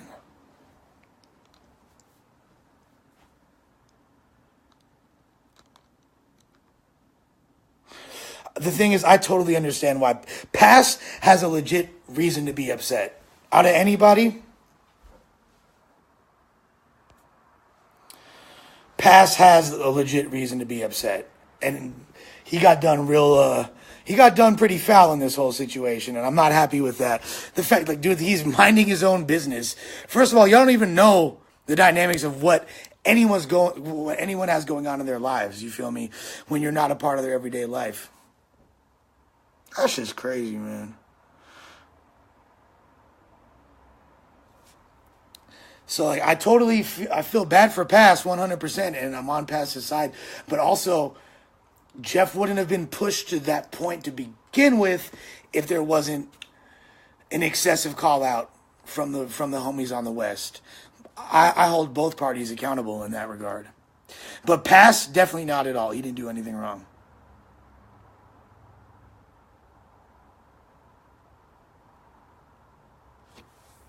Oh, I love you, Silva. Silva, you know that there's an alternate reality where me and you are like, you feel me, like the cutest couple and the hottest couple in the world, right? It's a totally different trajectory and like a different Mandela effect reality where me and Silva we did the race and we went the long way. And we have like 5 kids, okay? But that's a different reality. In this reality, I love her too. She's my partner. Yeah, at this point, it's pretty clear that it's between Jeff and Pass. But I mean, Avocado has pretty much already spoke on it.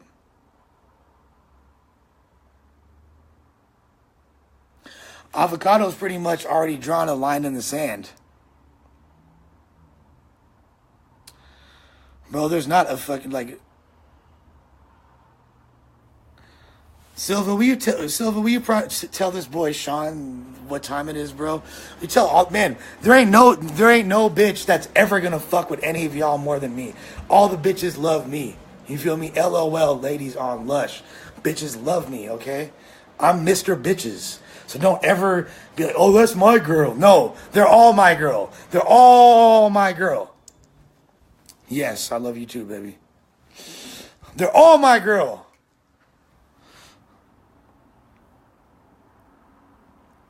What's up, Mom? What's up, mama? Say what's up to Mike Marshall's mama in the building. She's a great woman. Mama, I'm sorry, I'm about to smoke a blunt though. But that's the only drug. I'm not doing drugs. I'm just smoking dope, okay? And this whole time I hadn't been, so. But I'm sorry, I'm about to fire up this blunt right now. So don't judge me for it, but, you know, you just hopped on right now when I was about to fire up. It is what it is, mama. Mr. Bitches. Okay. Man, just tell me, just y'all tell me. Like, I'm really curious to hear from my partners, past Dan. I've been seeing what Eric has to say. I want to see what Kotd has to say.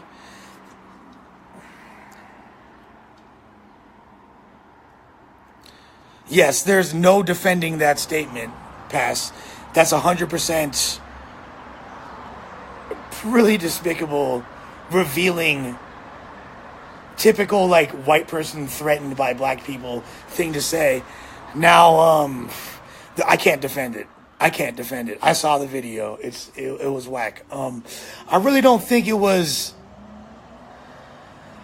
I think it came off way harsher than he intended it. I'm not trying to defend it, but I really don't feel like he was obvious. I don't think he's definitely not stupid enough to purposely put something out there that's racist. He's trying to frame it, but at the same time, I can't defend it.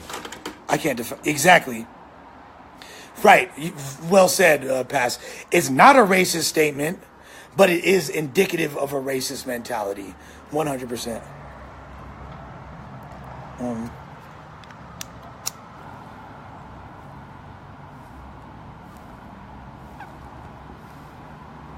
Oh, dope. Any questions? Anything else? I feel like I've been pretty comprehensive here, and I gotta be honest, you guys. I'm not exactly sure what my next move is. I think I'm gonna go back to listening to what the old head told me. My name ain't in it, and I've been in it. But when my family members are dragged in, I feel compelled to speak up. I don't like how all sides. The whole past thing was really fucked up. And again, the whole Caddy thing. Stop talking about fucking Caddy. Stop using him to frame your arguments for convenience. That goes for both sides. That shit looks really tacky. And you wind up saying offensive things that hurt people like my feelings, who you don't want to hurt because you care about, supposedly. So don't talk about, I don't want to hear Fool saying shit to Dan like, oh, your best friend was wearing a Ku Klux Klan robe. Chill the fuck out, bruh. I don't want to hear that shit. I don't give a fuck if it's true. I don't want to hear that shit. Period. I don't want to hear shit bad about Caddy from either side. I'm not trying to hear that shit. Period. So in summation, you guys are clear on my character. You know where my heart lies. I was always cool with all parties involved. I felt like yes, cam up. Comment so I could add you. Yes, please cam up.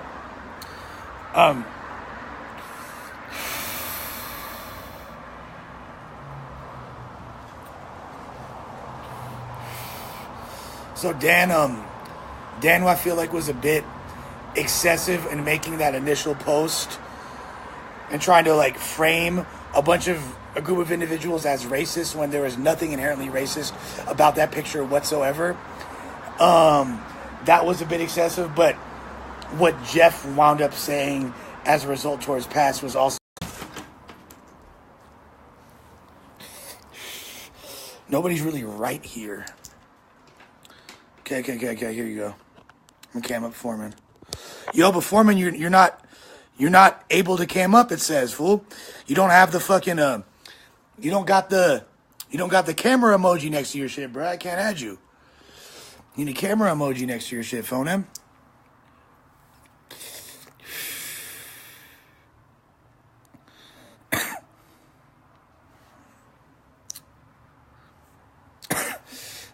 Yeah, everybody was bootsy. Everybody was bootsy across the board. Telling the truth is never excessive. Okay. I agree with you, Caustic. The truth is never excessive. That's why nothing I'm saying right now is excessive because it's all the truth. But when you can say like, "Yo, this looks some type of way," but then trying to do this whole like Salem witch hunt of turning in the entire community against somebody because their attire evokes feelings that make you think that they're racist, that is excessive. That is definitely excessive. Okay, Foreman, you're good now.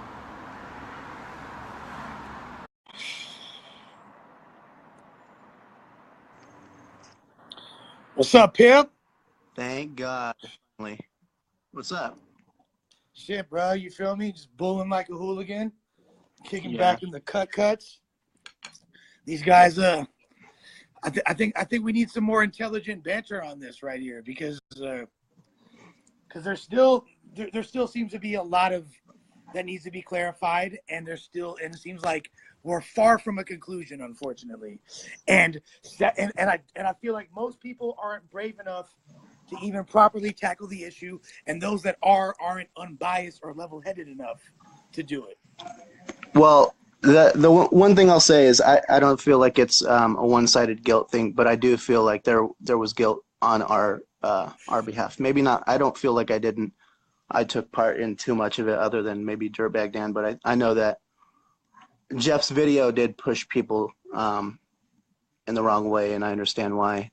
And I will say I know I have past blocked, but I respect him. He was one of my favorites in battle rap.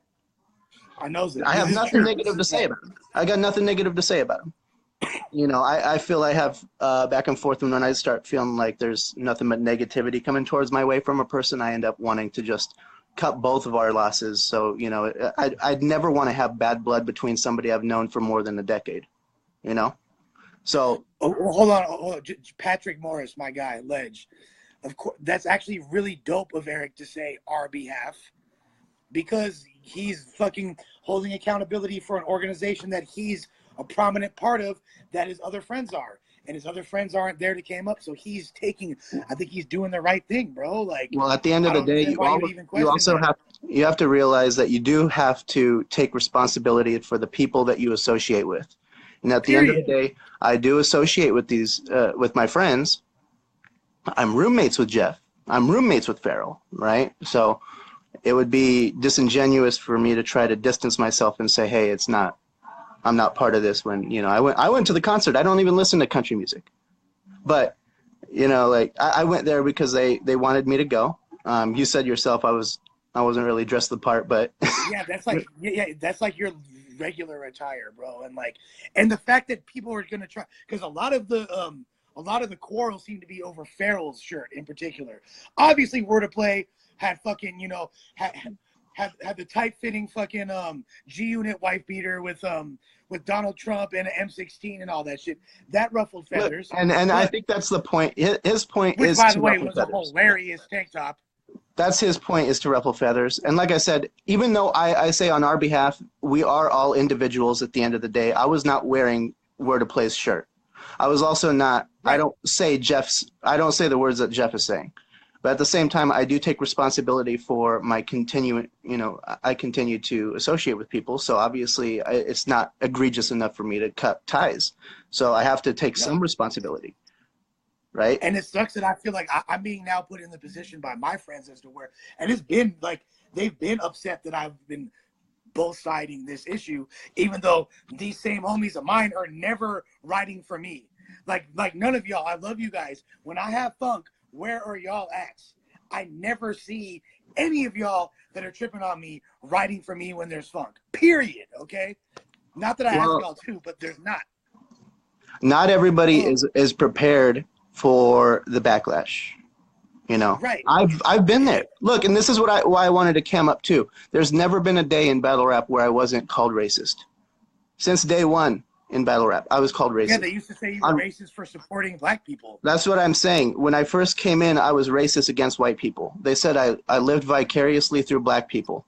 They said that, you know, because my YouTube page was primarily street and Philly style battles, that, you know, that's something that I don't know what their idea was, but I've always had this. This is nothing new to me. The only difference is that now it's complete opposite. So I don't know how it, you know, I've been accused of almost everything, but I don't think that it's fair to say when there's real racism going on. I mean, there's real racists, and I've been outspoken against the racist angles in battle rap because I'm not one of those people who believes that there's a difference between battle rap and real life. I don't. And the people who say that are disingenuous. It's just like the people who say that, you know, it's like the guys who. I wasn't talking about you, dude. I didn't say you. It's like when they said, you know, the kids that got bullied in school love battle rap because they get to say the stuff they would have gotten beat up in school for doing, right? You're sitting in your bedroom writing this shit. That's not in the battle. You're at home actually thinking this shit up. So like, I don't separate the two. And I think if I have to be responsible for the people I'm with, you have to be responsible for the things you say, whether or not you're in a battle or not. Right? So my whole thing is I feel like consistency is an issue with some of these people, and especially the type of people who tend to bring this stuff up, which have spotty pasts, right? This is documented stuff. You could go on YouTube and find this stuff, and I don't find it a coincidence. I see it as guilt for maybe their previous, maybe they were immature and they don't want to act that way anymore, so they want to distance themselves from what they used to be or something like that. And I can respect that. Like, you know, I think we can all agree we've all had, you know, we were immature. We had different opinions when we were younger. Well, and also a lot of it was like what was popular within battle rap culture at that time. It was way more, and like I said earlier, just society was at a different place as far as race relations, where a lot of that content was accepted at the time. But looking back on it, it's like, it's equivalent to like using words like fucking mulatto or saying faggot, things like that are like antiquated in society by and large, but were way more popular at a certain point. You feel me? Like, yeah. Well, I just feel like a racist sentiment is a racist sentiment, whether or not it's delivered outside or inside. I do realize that there is a difference. And when people say that if you're a racist outside of the battle, you at least have an excuse in a battle, and you could say that you were playing character, that you can't say outside of it. So I get it. But when you take a picture of us at a concert, that's nowhere close. Now, the response that Jeff had, I didn't feel it was right what he said about. I don't think it's ever right to bring someone's family into it. And you know, the message, especially because the biggest problem with it was, in this incident, I know that there have been previous back and forths. Pass didn't say anything, so like it was completely out of left field. But well, if you noticed, I do feel bad for Jeff in the sense that I feel like he was bullied into. He was like reacting like an animal in the corner and was just lashing out because. You noticed, he also brought up absurd. And absurd, I don't think he's had words with absurd ever in his life. It was like, you know, he was going up on all sorts of people. But what I feel about Passwords, I don't think it was just, I mean, and Passwords knows too, they did have a back and forth, you know, and that was because Passwords came out and he decided to involve himself in a little bit of a beef, and Jeff took it to another level. That's just what it is. People could say that he did nothing, but it's not exactly true. You know, saying like, oh yeah, imagine how many tiki torches he could buy with that is not exactly doing nothing, you know. I'm not gonna lie, I think that was a funny ass fucking joke. Like it's a joke. It's a funny joke, and you know what? I think that no, I laughed at it, but like I said, they have their back and forth. I'm not Jeff. I don't know what they were doing. I told Jeff and Fresco I thought that shit was funny when and I don't know why they. And even Jeff said yes, it was funny. Jeff acknowledged it was funny. Yeah, no, that's what I'm saying. I think Jeff, at the end of the day, he's getting irritated by the fact that I feel like the Fresh Coast media, they're cliquish. They berate people who are, and it's not just him who said this. You know, Lex just put up a video. He was saying that they've always hated on. You know, it's just what it is. You got an echo chamber. You're around your friends. You're gonna defend them, and everyone else is a loser. And if somebody does, go ahead. Not to defend Dan and them, but just to help give a little bit of context and what I believe. I agree with you, but I do not think it's done intentionally at all. No.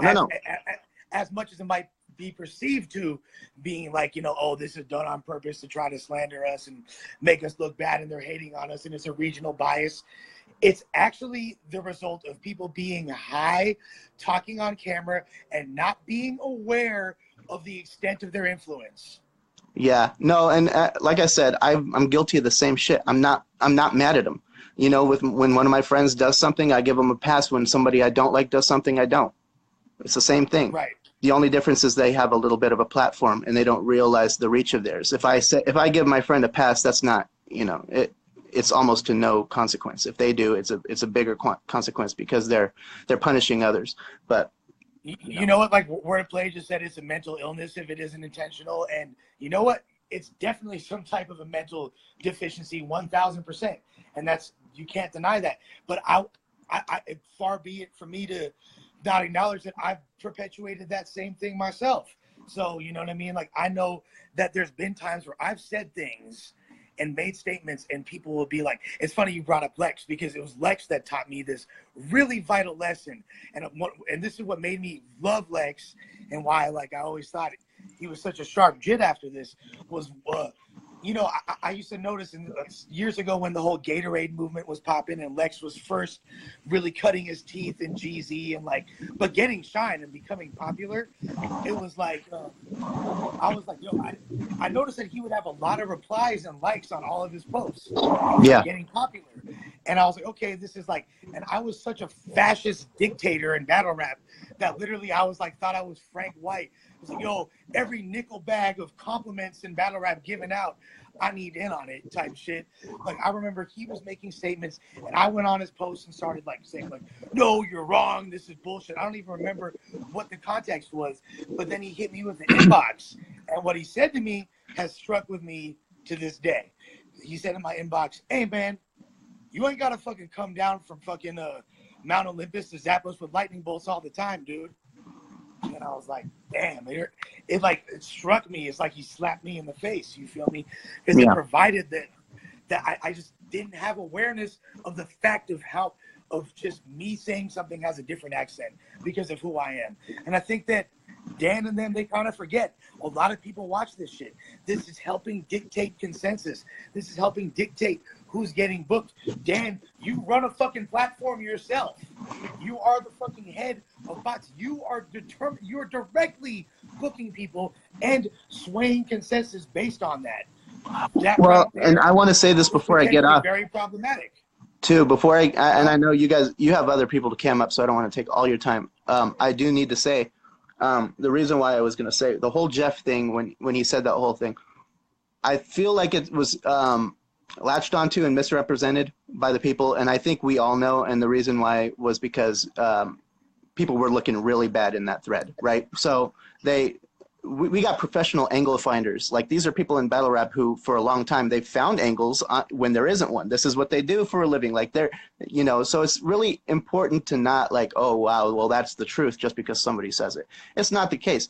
He said something in a clumsy way because he was drunk, but it wasn't really, it's the same thing. It's like he was trying, instead of saying something like dissing his family, which shouldn't have said family at all. What I'm saying is he could have clumsily, if he wanted to say that, Pass isn't black, quote unquote, which I don't, whatever. What I'm saying, if he wanted to say that, he could have just said all of your friends are white. He didn't have to say anything about the family, So that was a clumsy way to say anything like that. And the thing is, and before I even hear anything else about it, where they say, well, that, in itself is bad, I agree, but you guys have been doing it to 100 bullets for a long time. So I got irritated. I get irritated by inconsistency. The Fresh Coast has been on that, and they find it funny. They find it hilarious, and we're talking in and out of battles. Even if they're not in a battle, if they're on a Dirtbag Dan show, they're joking around. This is stuff that happens. I got an episode that was dedicated to me for stuff that's way out of pocket that you should never say, right? And nobody ever has to get called on that. Nobody does. And we got, even Thesaurus, who's one of my favorites of all time. He never defended that. But what I'm saying is he didn't have to speak out against it. So when I get grouped in over something that somebody else does, I don't find it quite fair, to be honest with you. And I don't think that the way it's being represented is fair either. No, I do agree with that. I think that the main issue driving this divide it comes down to political ideology and just and just an ethical debate, which to me is really corny. That's dictating anything in battle rap. That's literally like corny fucking, you know, safe restroom zone beat like mentality at its worst. Yeah, no, and I get it. You defend your friends. Every kid gets a trophy. And for out of clarity too, Avocado, he's a legend to me. Like him and I are great friends. I just talked to him on Facebook as well. So I have no bad blood with anybody involved in this except for maybe Dirtbag Dan, which I think he's been kind of juvenile. To be honest with you, I think he's been juvenile. You know, he booked me. He booked E. Farrell there. He was begging me to come back for a battle. I was in the middle of a move. I went back to go respond to his tweet, and he has me blocked on Twitter. So I was like, okay, so this guy's got some issues. I didn't say anything bad about him, but it just continued on Facebook where he just kept on saying like little jabs. So I'm like, you know what, this guy's got an issue. So I just blocked him. I blocked him on Facebook, and that's when this whole thing starts happening. I block him on Facebook. Well, I want to say that, correct me if I'm wrong, bro, how much of a catalyst of the entire issues that you guys, YR as a unit, have with CP and now the West Coast as a unit is basically frack? Oh, yeah. No, and you know what? I got guilt in that, but that's because we're all human. We get irritated by somebody shit talking. I feel like I've been supportive enough. Like if I'm posting and talk back, it's never about me. It's always about someone else that I think is dope or fire or whatever, right? Dude, yo, I swear to God, and I'll say this with you on record, you are one of the catalysts for the success of the White Lies single, which eventually wound up fucking charting on indie radio. It's still the best song. It's still the best song. Like Jeff and I listen to that all the time. That dead serious. I can't even take the full credit. Jeff was loving that, and you know what? I think a little bit of that credit, Jeff kind of pointed it out to me. We were watching the pay-per-view, and Jeff was like, "Is this like the hottest song you've ever heard?" And I was like, "Dude, it actually fucking is the best song I've ever heard in my life." You know, I swear to God, if it wasn't for y'all being vocal and everybody else hopping on the wave, it shit wouldn't happen. And that kind of, I say that to say this, that illustrates one of your earlier points. People like you, people like Dan, people like all of us, we hold a lot of weight and can influence people in this culture, and we all need to be way more cognizant of that fact. Yeah, and the frack thing, what I was going to say was I went on Reddit, and somebody, you know, it was copacetic, right? He made that thing, remember where he drew a bunch of like battle rap legends? Fuck shit right there. It was cool, right? I was flattered because I don't like what he said about you though. Fuck that. I saw it and I was flattered by it being on it. I didn't agree necessarily that I belonged on it, but I was glad that somebody put me on it, right? Oh no, that was dope as hell. That thing was tight. Yeah, and then Frack took it out of, I mean, he out of nowhere, and this is a kid who comes up to me at events and he's like all over me, right? Just like whatever. I've never gone up to Frack and said, "Yo, Frack, let's hang out." He's always, but he says, "Yo, well, yeah, this is dope, but why is Foreman on it?" or something like that. And I'm like, dude, what in the fuck is it? Like, why is the point? Even if I saw a couple battle rappers on there that I was like, I don't know. See, now it all comes out. See, now we're getting somewhere, because guess what? Everybody thought that your guys' hatred towards Frack was because he's a quote unquote SJW liberal cuck. No. My friends, my whole family was Democrat for my entire life. Like I got no issue with people with differing opinions. In fact, I have discourse with numerous people. I think the ones that are a little bit extremist, will clash, because I will at that point I get irritated. But like, no, I don't got a problem with you know, I know I got someone in this chat right now. I think Shanzo, he's like one of the most liberal people I know, and he runs my site. I owe a lot to him. I thank him for everything, even though I've seen nothing but negativity and not very good comments towards me. I can separate the two, like, you know. But what I'm saying is, Madflex. Look at Madflex. He's the most liberal dude ever, and he gets along with all you guys. Hey, bro, I'm pretty fucking liberal. You feel me? Like, to be honest, like that y'all know that. There's nothing wrong with it. There, you know, it's empathy. That's really what it is at the end of the day. Some people are more empathetic than others. I don't feel like I'm the best person in the world. Maybe I'm not, you know, like maybe sometimes I feel like I could use a little bit more empathy towards other people, to the point of. That kind of goes into the classic statement. Show me someone that's not liberal in their 20s. I'll show you someone without a heart. show me someone that's not conservative in their 30s, and I'll show you someone without a brain. Yeah, no, I completely see both sides. When it comes to Frack, it was nothing about politics. I think it rubbed me the wrong way when I saw him make a comment about me, and then it was kind of like over and over again. I kind of saw him making little comments. Then the Jordan Holloway shit comes out, and that's whether or not it be true. I'm not going to spread rumor. Oh my God, Frack! Whether or not it's true, I'm just saying it was a little bit more indicative of the behavior I'd seen already, where he was like posting on the side of things, like what is this kid all over the place, you know? Yeah. So I didn't like him. And so I talk shit on Frack, to be honest. And Random, I don't like either because he's taken it further. This is so good that this is, Random. Well, yeah, I feel like that was kind of an extension of that discourse. Random, I'm is in a worse place than Frack with me. Frack, you know what? At the end of the day, he might have done some stuff I think is dumb. He might have said some stuff against me. But at the end of the day, we're just talking back and forth. We're talking shit.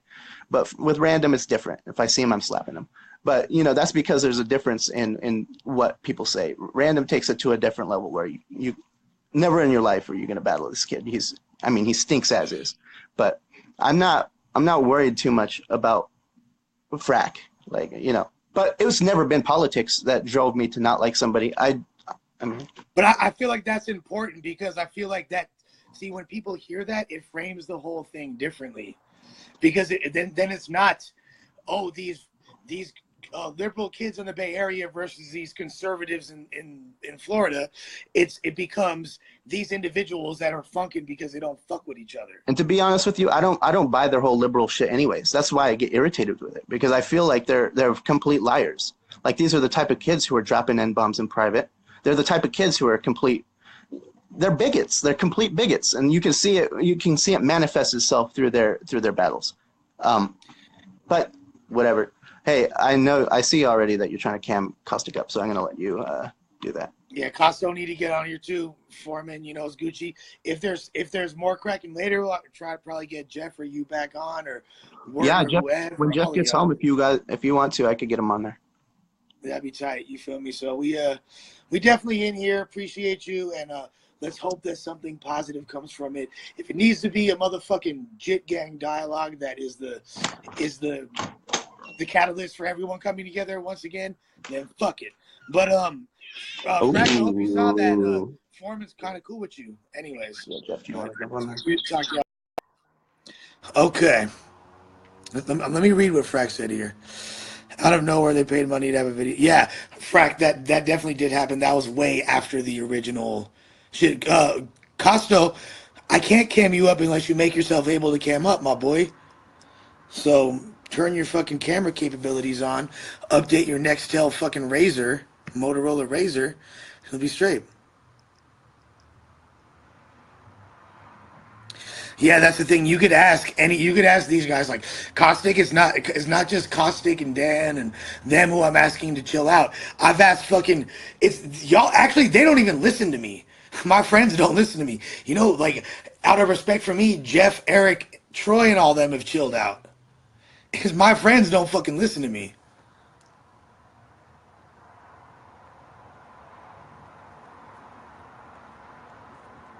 Which is the funny shit. Caustic, do you have an iPhone? Someone explain Caustic how to fucking turn the shit on, fool. You know what I'm saying? I want you to cam up, my boy. You've been asking, whoop-de-whoop, here we go. I would love, you deserve a chance to talk. If Pass wants to talk, he can talk. I feel like when you chop it up with me, whoever it is going to be a fair shake. It's not going to be biased on both sides. This is the only way we're going to get anywhere. I feel like we've already made so much leeway that the fact that Eric publicly said what was the origin of his conflict with Frack, which I honestly believe was...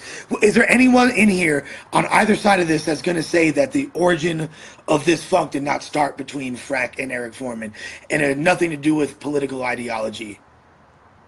Can someone please dispute that?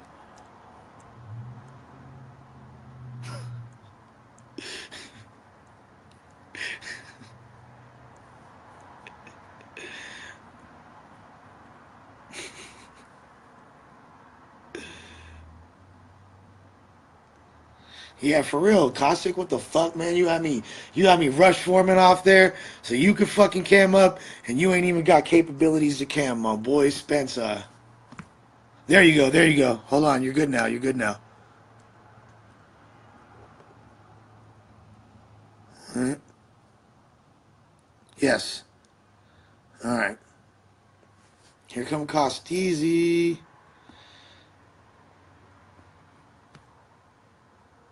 He said put it in rice. Once again, man, Above the Devil. Someone buy the motherfucking album again. I fell off of the motherfucking Bandcamp charts when my shit went on Spotify and Apple Music. I was charting on Bandcamp, then people started buying it other places. Can y'all motherfuckers go back to Bandcamp so I could get on the charts? It's helping me with different negotiations I have. I'm leveraging. There's not too many rappers that are not famous like me that are able to make so much money. I actually make money off this rap shit because I'm smart. And I'm hella fucking tight too. Really, how many people can say that like Above the Devil's not the best album out right now? Like it's just fire. It's not like a battle rap related. Oh, it says I'm adding you, phone him. I don't know. Supposedly you're in the process of being added, but he's not popping up.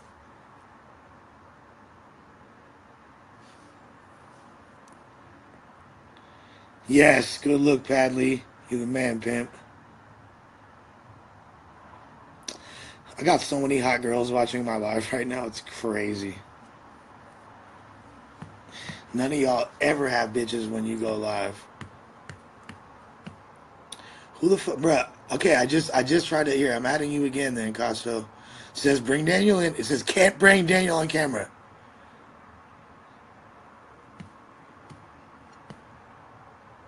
Foreman back. This shit wild, man. So I really feel like the whole like we're getting somewhere with this frack thing, because the fact that we're letting political ideology like not be anything more than a topic of discussion in battle rap is corny as fuck. This has really taken a lot of the fun out of it for me. Beyond there being like other shit like how the West is in complete shambles organizationally, how you have complete toys involved in the culture.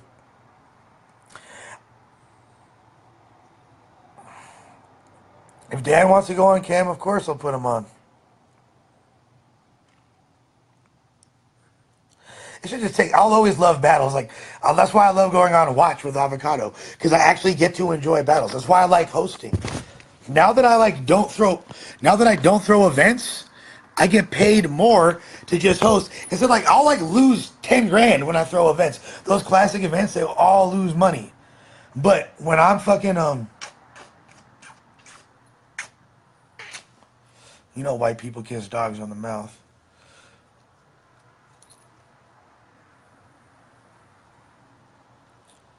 Um, no, no, no, no, no, no, no, no. Word of play. That's not what I meant, bro. I didn't mean it's not politics. I meant it's not a political debate between Democrats and Republicans or some shit like that.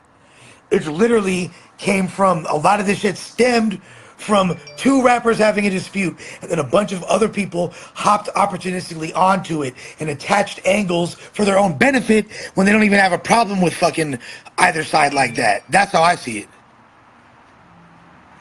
I mean,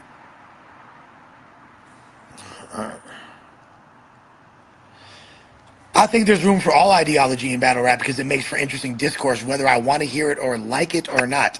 It's important. Here go Costa. Yo, yo, yo, me and my Nextel pager.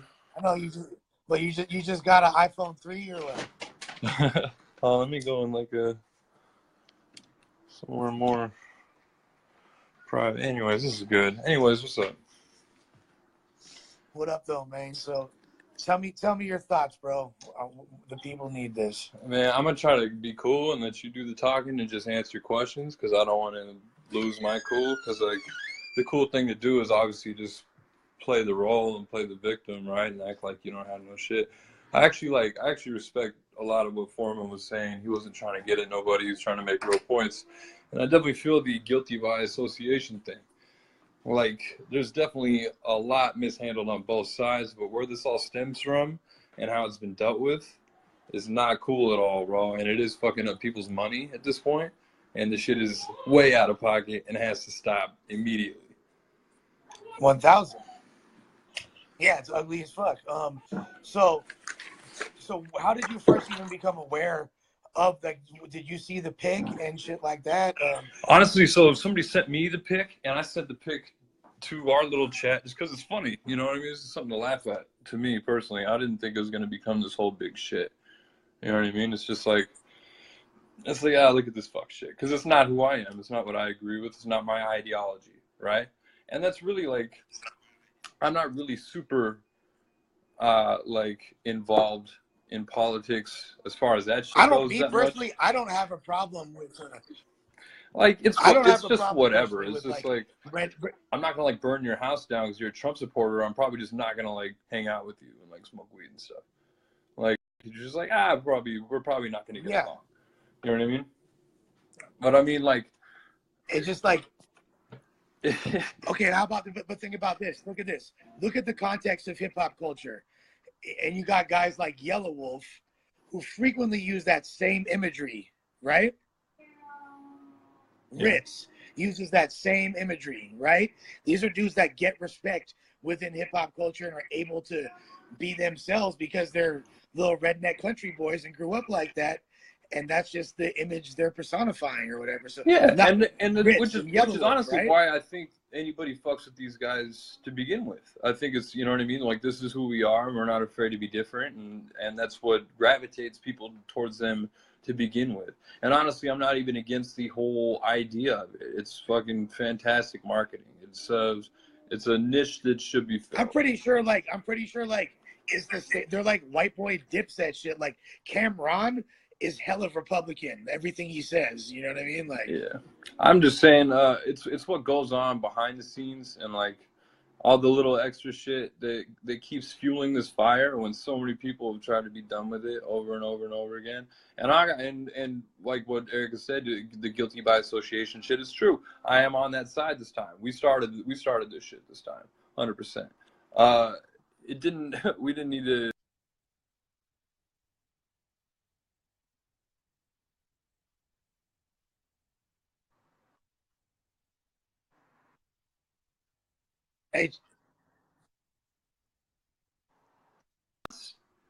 Like, the response, bro, what the hell? Just like, I watched it and I was like, okay, we're faggots. I get it. Whoa, like, what did you just say, dog? Like what? Yeah, like, see, like, to me, and I'm not to gonna. Me, that was. And here's what I disagreed with you about: the fact that he was bullied into saying this shit. He didn't fucking seem bullied, bro. He seemed very excited to say it. He seemed juiced. I feel like the way it looks, the way it plays out from an inside-outside perspective, is it looked like he was like Dan went fishing for a racist and caught him a fucking wide-mouthed Jeff. Yeah, like, but I mean, dude, like, if you go fishing and a great white bites, like, does that make it any? But that's the thing, though. Like, he went. Can y'all hear me? I mean, like, when someone's minding their own business and you go out of their way to frame them a certain way, they might be more. Are we going out of our way, though? Are we going out of our way, or has this been going on for quite some time? In that instance, yes. Dan went out of his way to make that post. Yeah, he did go out of his way to make that post, but are we going out of our way to fuck with these dudes like they haven't fucked with anybody on the internet before? No. That's not at all what I'm implying or trying to imply. Troy, don't do your racist shit in here, please, bro. I don't even want to hear this great white shit. It's an analogy, bro. Relax.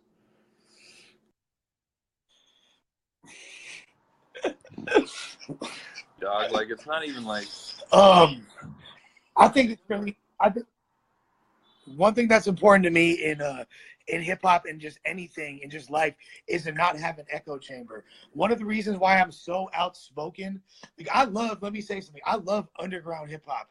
I listen to a lot of like really nerdy, heady underground hip hop music. But a lot of the shit that I put out there and push for people to hear that I slap is the more ignorant shit, because I feel like if I wasn't doing that, me as a prominent voice in nerd backpacker culture, saying, hey, guess what? There's other shit out there. It's okay to like hood shit. It's okay to like flossy, ignorant shit. That right there is me being not going against the grain to just create discussion and fucking not have everything be an echo chamber. So the fact that there's conservative ideology, whether or not we agree with it or I or you agree with it, I don't really give a fuck about the conservative ideology, to be honest. It just makes me not want to talk to you. What I am concerned about is the fact that you're talking about my homie's wife and kids and their race behind it out of unprovoked, out of nowhere, when past had nothing to do with anything in the last months and months, is suspect as fuck. And if you co-sign that shit, you're suspect as fuck. I don't care if you like him. I don't care if he's the nicest guy in the world. I really don't care. I think it's pretty. It's trash. That's whack. And you deserve to have deserve to have some privileges stripped. Don't talk about what. I don't care what color my homie's wife is, because it really don't matter to me. It really don't mean shit. It has nothing to do with battling. It has nothing to do with this beef. What the fuck are you talking about, man? No, but I think at this point, it's been pretty much acknowledged that is, for me, you would have never heard a word out of me. This would have been, like I would have been playing with the wallflower 1000%, and the Michael Jackson meme, eating popcorn, watching all you idiots. But you know what? Motherfuckers were bringing up Caddy's name, and then the shit with Pass happened, and I had to fucking pop up, bro. It's like I really had no choice. I wasn't really even involved until that live video happened. I was just kind of watching Dan go, and I wasn't disagreeing. I wasn't stopping it, but I wasn't like pushing and honestly, the thing that I'm the most upset about Jeff for is he's setting my work back. And I know he whether or not he cares, like I push hard for Jeff in the context of the West, and or for the people that don't fuck with Jeff, I'm a voice pushing for him, and that right there makes me look some type of way as someone that advocates. But it's not just like an isolated incident, dude. He acts a fool at events. He acted a fool at Mass 2. He acted a fool at Blackout. You get kicked out of multiple events. You almost get every beat time up I've been around Jeff, I've been around Jeff like 3 or 4 times in Atlanta. We're in Massachusetts. I never was with him at Mass, but I was with him at a different when I first seen him at a 413 event, and we kicked it in at an ABR event, and he was out in the West a couple times. Every time he been cool as fuck, and he wasn't not out of pocket, and we were chopping it up with bitches and chilling, and everything was regular. So I mean, dude, like racists go to work every day, and you never know they're racist. Like they don't you can't like pinpoint this shit. You know what I mean? Like it's not like there's a big like red flag or uniform they wear, unless it's like a fucking Trump shirt at a country concert. It kind of indicates a little something to me. But I mean, the fact of the matter is, look, I've said racist shit. I've said racist shit about black people. I'm dude, I'm the last person to talk, right? I'm the one who's pushed the racial boundary right after Caddy. I carried Caddy's fucking light in that sense, but it's not like anything I ever said. I said directly to fools. I stepped in the ring by myself and said the shit that I said to a whole group of fools right in front of me, and was ready for whatever consequences I got. I think that's the difference here. And the thing that's crazy about like country music to me is the same shit as I'm not hip-hop. talking about country music. Country music is hip-hop for white people. Yeah, I love hella country. You can like music. all the country music you want. Doesn't make you racist. You can wear all the Trump shit you want. Doesn't make you racist necessarily. But a lot of America will view you like that, because that's what's going on right now. There's so much negative shit happening in the world that people don't know what to think. And the main shit they see is the police and everybody, a person in power watching, they associate that shit with that. And that is the main shit holding people back right now. So you can think about, like, yeah, of course we're all guests here, but think about how many fans we've lost. Think about how many people we've lost just by associating that shit with our culture. Right. Okay. And just like, and that's a good point. And another good point is just the one I made earlier. Don't know if you caught it or not. I'm the one that operates within a corporate sphere of battle rap culture, and I know when all these people are watching us, not just fans but potential investors, when they see us going back and forth and behaving in such a retarded manner, they take their money elsewhere. So we're not only losing fans, we're losing fucking money by being stupid about it. That's the one thing that I find regrettable about the whole situation is people's money's being fucked off. King of the Dots' money's being fucked off. Our money's being fucked off. Their money's being fucked off. It ain't chill. And that's a big red flag in hip hop off top. Don't fuck up people's money. Yeah, and once again, I'm doing this out of the because I'm gonna eat regardless, bro. All these people buy my album, all of them. I mean, so it don't really affect me. But guess what? I care about these individuals. These are my family. I love all of y'all. I mean, me and you have lived together, bro. We've had real, like, we make music together. Exactly. We do a lot of shit together. You know what I mean? And everybody knows I was very close to Caddy. He holds a big place in my heart. Anytime that shit gets brought up, I'm gonna fucking react. I don't care if there's 100 people outside waiting to kill me for it. I'm gonna fucking react. I'm gonna say exactly what. That's I mean, Frack. I mean, yes, good point, Caustic. But what Frack just said, he said corporate people see "Make America Great" hats and take their money elsewhere. That's no. It's the inclusion of all demographics operating together, which makes battle rap successful. It's people that have opposing viewpoints finding common ground through their talent and through the art of creative speech. That's what fucking defines battle rap, bro. It can't be an echo chamber. So that's what I'm saying. So when I made my post about the whole, like, don't talk about my friend's wife shit, I said, like, dude, like, leave all that shit at the door and rap. Because ultimately, we're all, like, the most eclectic, weird group of people ever. And this is the shit that brought us together. And I've made some of the most, like, weird, like, people I would never thought in a million years would be my friends have been my friends through this shit. People I love to death, right? And I want to get back to what that is, dude. But I think what I really don't fuck with what's going on is the behind-the-scenes shit, the plotting shit, all the extra shit, dude. Like, it's not helping. Here's the other thing, dude, and I gotta say this, dude. I have to say this, bro. And y'all motherfuckers, and I love the Bay Area so much, bro. I love the Bay. The Bay's in my heart. I got Oakland tattooed on my arm. Y'all motherfuckers in the Bay Area are very, very, have a skewed perception of race relations and politics and all that shit because you live in this fucking multicultural bubble where everybody holds hands and gets along and is best friends. But guess what? That's not the reality. Unless we're trying to rob you. So for Frack to say something, and I love you, Frack, you my boy too, but for you to be like, oh, the reason why corporate entities are not spending their money in battle rap is because there's Make America Great Again. No, that's not why. That because it's like throwing your money in a hole. That's why you have such a homogenized liberal perspective that's in this fucking insular bubble that you don't, that's literally what you think. And I'm not, like, Frack is a good dude, bro. Frack is a really good dude, and he has a huge heart, but he's thinking with his heart. But that's not, you have to take into account the experience of other people that didn't grow up like that. There's like, yo, go to fucking parts of Louisiana and try to be this happy-go-lucky white boy and go up to a random black person like, hey, I'm a hip white boy, and see the fucking crazy look they give you. Because race relations in certain parts of the country are archaic, fool. And like but you have to have respect for the way these people grew up and not think that, oh, how does he not know I'm a woke white boy? How does he not know I'm different? Right. So I agree with you. There's definitely some kind of like privilege in the Bay Area because like that's racist. All of our races say the N-word like casually, like just in normal conversation because it's just we've all grown up around each other. I didn't even know the N-word was a bad word until I was like 11. Yes. You know what I mean? Like, correct. I just thought it meant friend because that's what my friends call me. You know what I mean? Like it's crazy. And like being the guilty by association thing, let's talk about Frack for a second. So we treat YR the same way we treat Frack when he fucks up. When Frack fucked up and got caught with his little Jordan Holloway shit, you know what we did? We brought him all the shit. We brought him on the show and we fucking clowned him. We made fun of him. Yeah, we made fun of everyone. We made fun of everyone from the beginning of time. Hold up, though. You guys did it in a super fucking PR, like, coddling type way. It's a way different tone.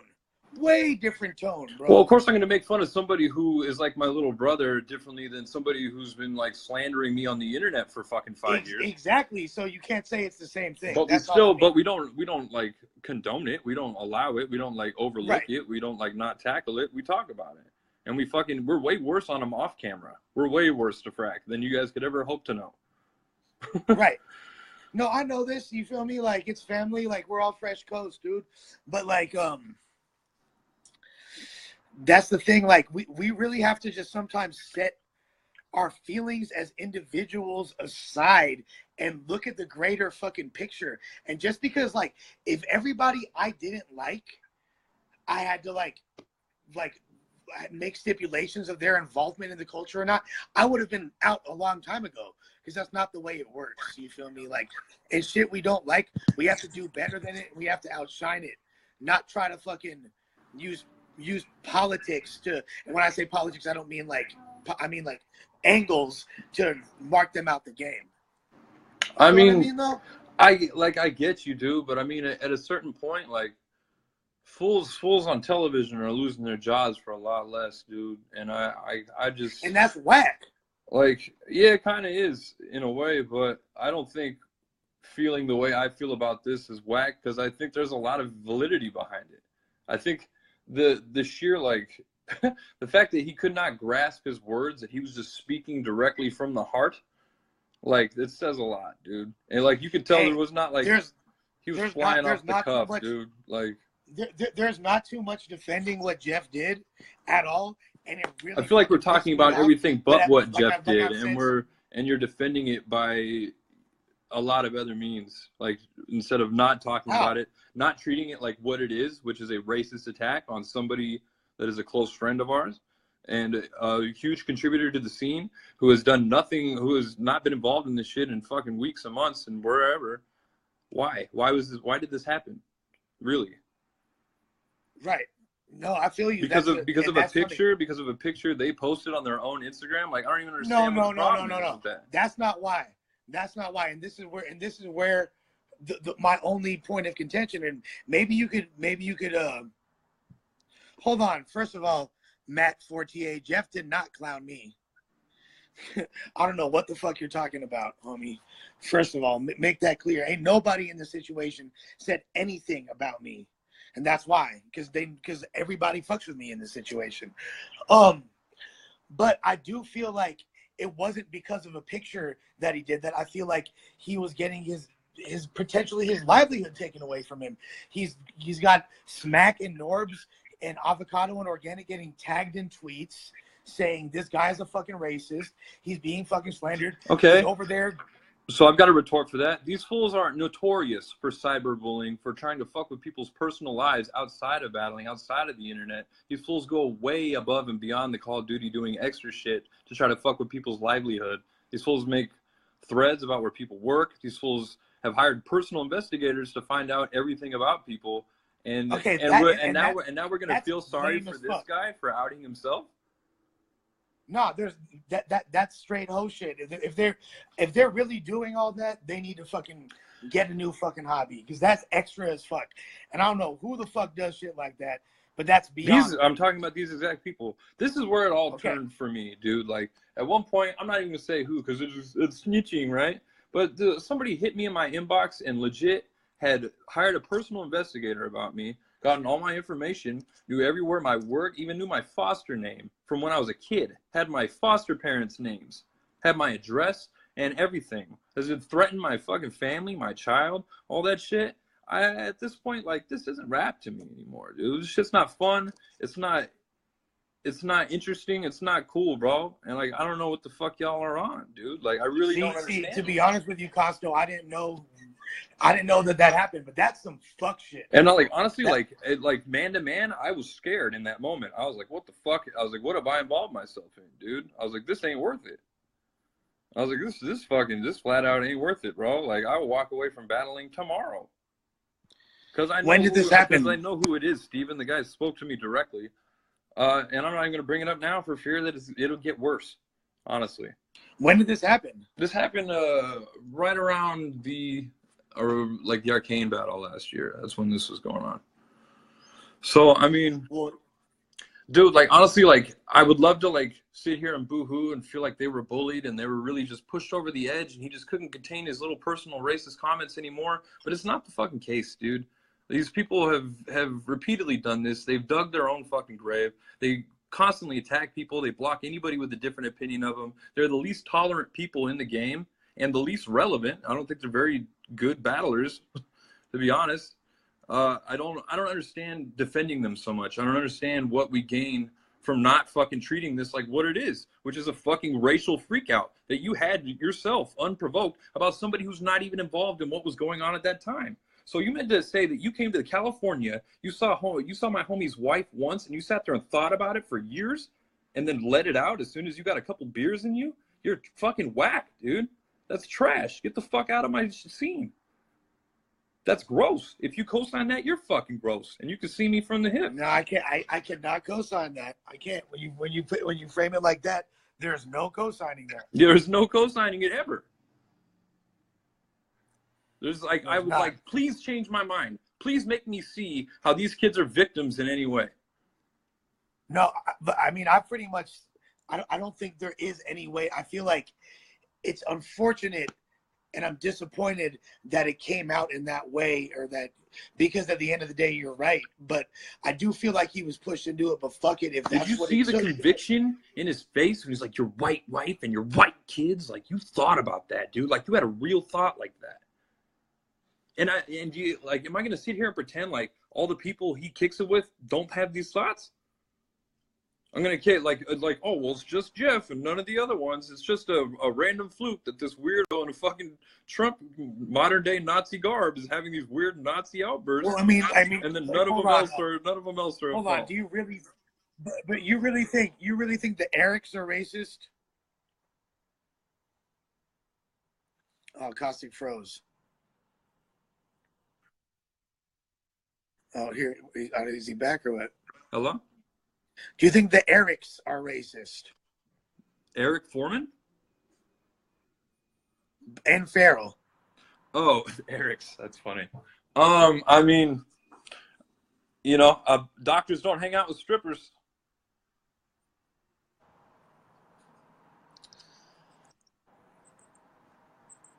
So, I mean, I don't have any irrefutable proof that they're racist. I mean, do I think they probably do a bunch of racist shit behind?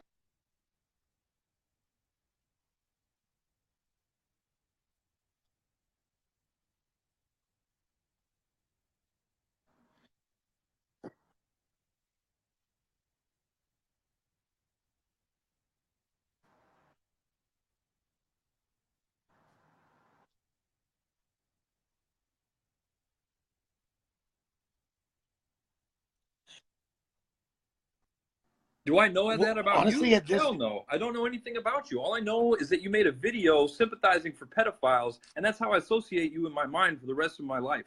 Do I think you're proof? No. Do I think you are racist? You had the potential? Definitely.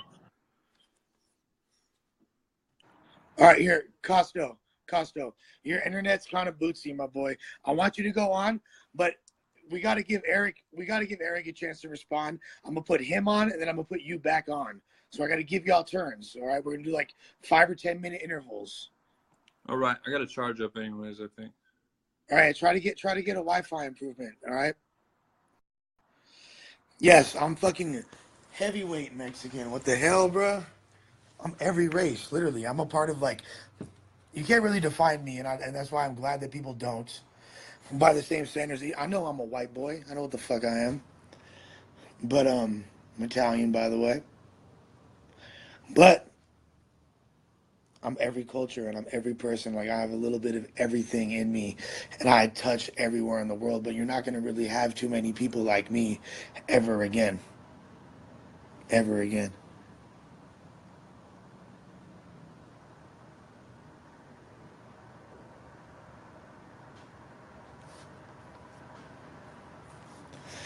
Yeah, well, I mean,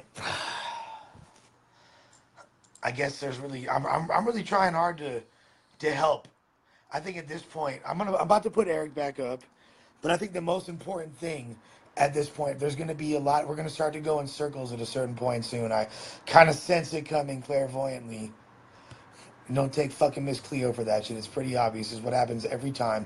We had some good dialogue, and now it's getting a little bit treading into mudslinging and negativity, which is all right to an extent, but not when it gets excessive. But really what we got to do is have Jeff chop it up, and sober Jeff, when he's in the right mind frame, to properly address this and talk to the people. And if he wants to go live with me, we can definitely do that, because I feel like it'll be a safe place to discuss it. And at the same time, I feel like everybody has their right to feel the way they do at this point, but it's kind of on him at this point. So I'm about to cam Eric back up.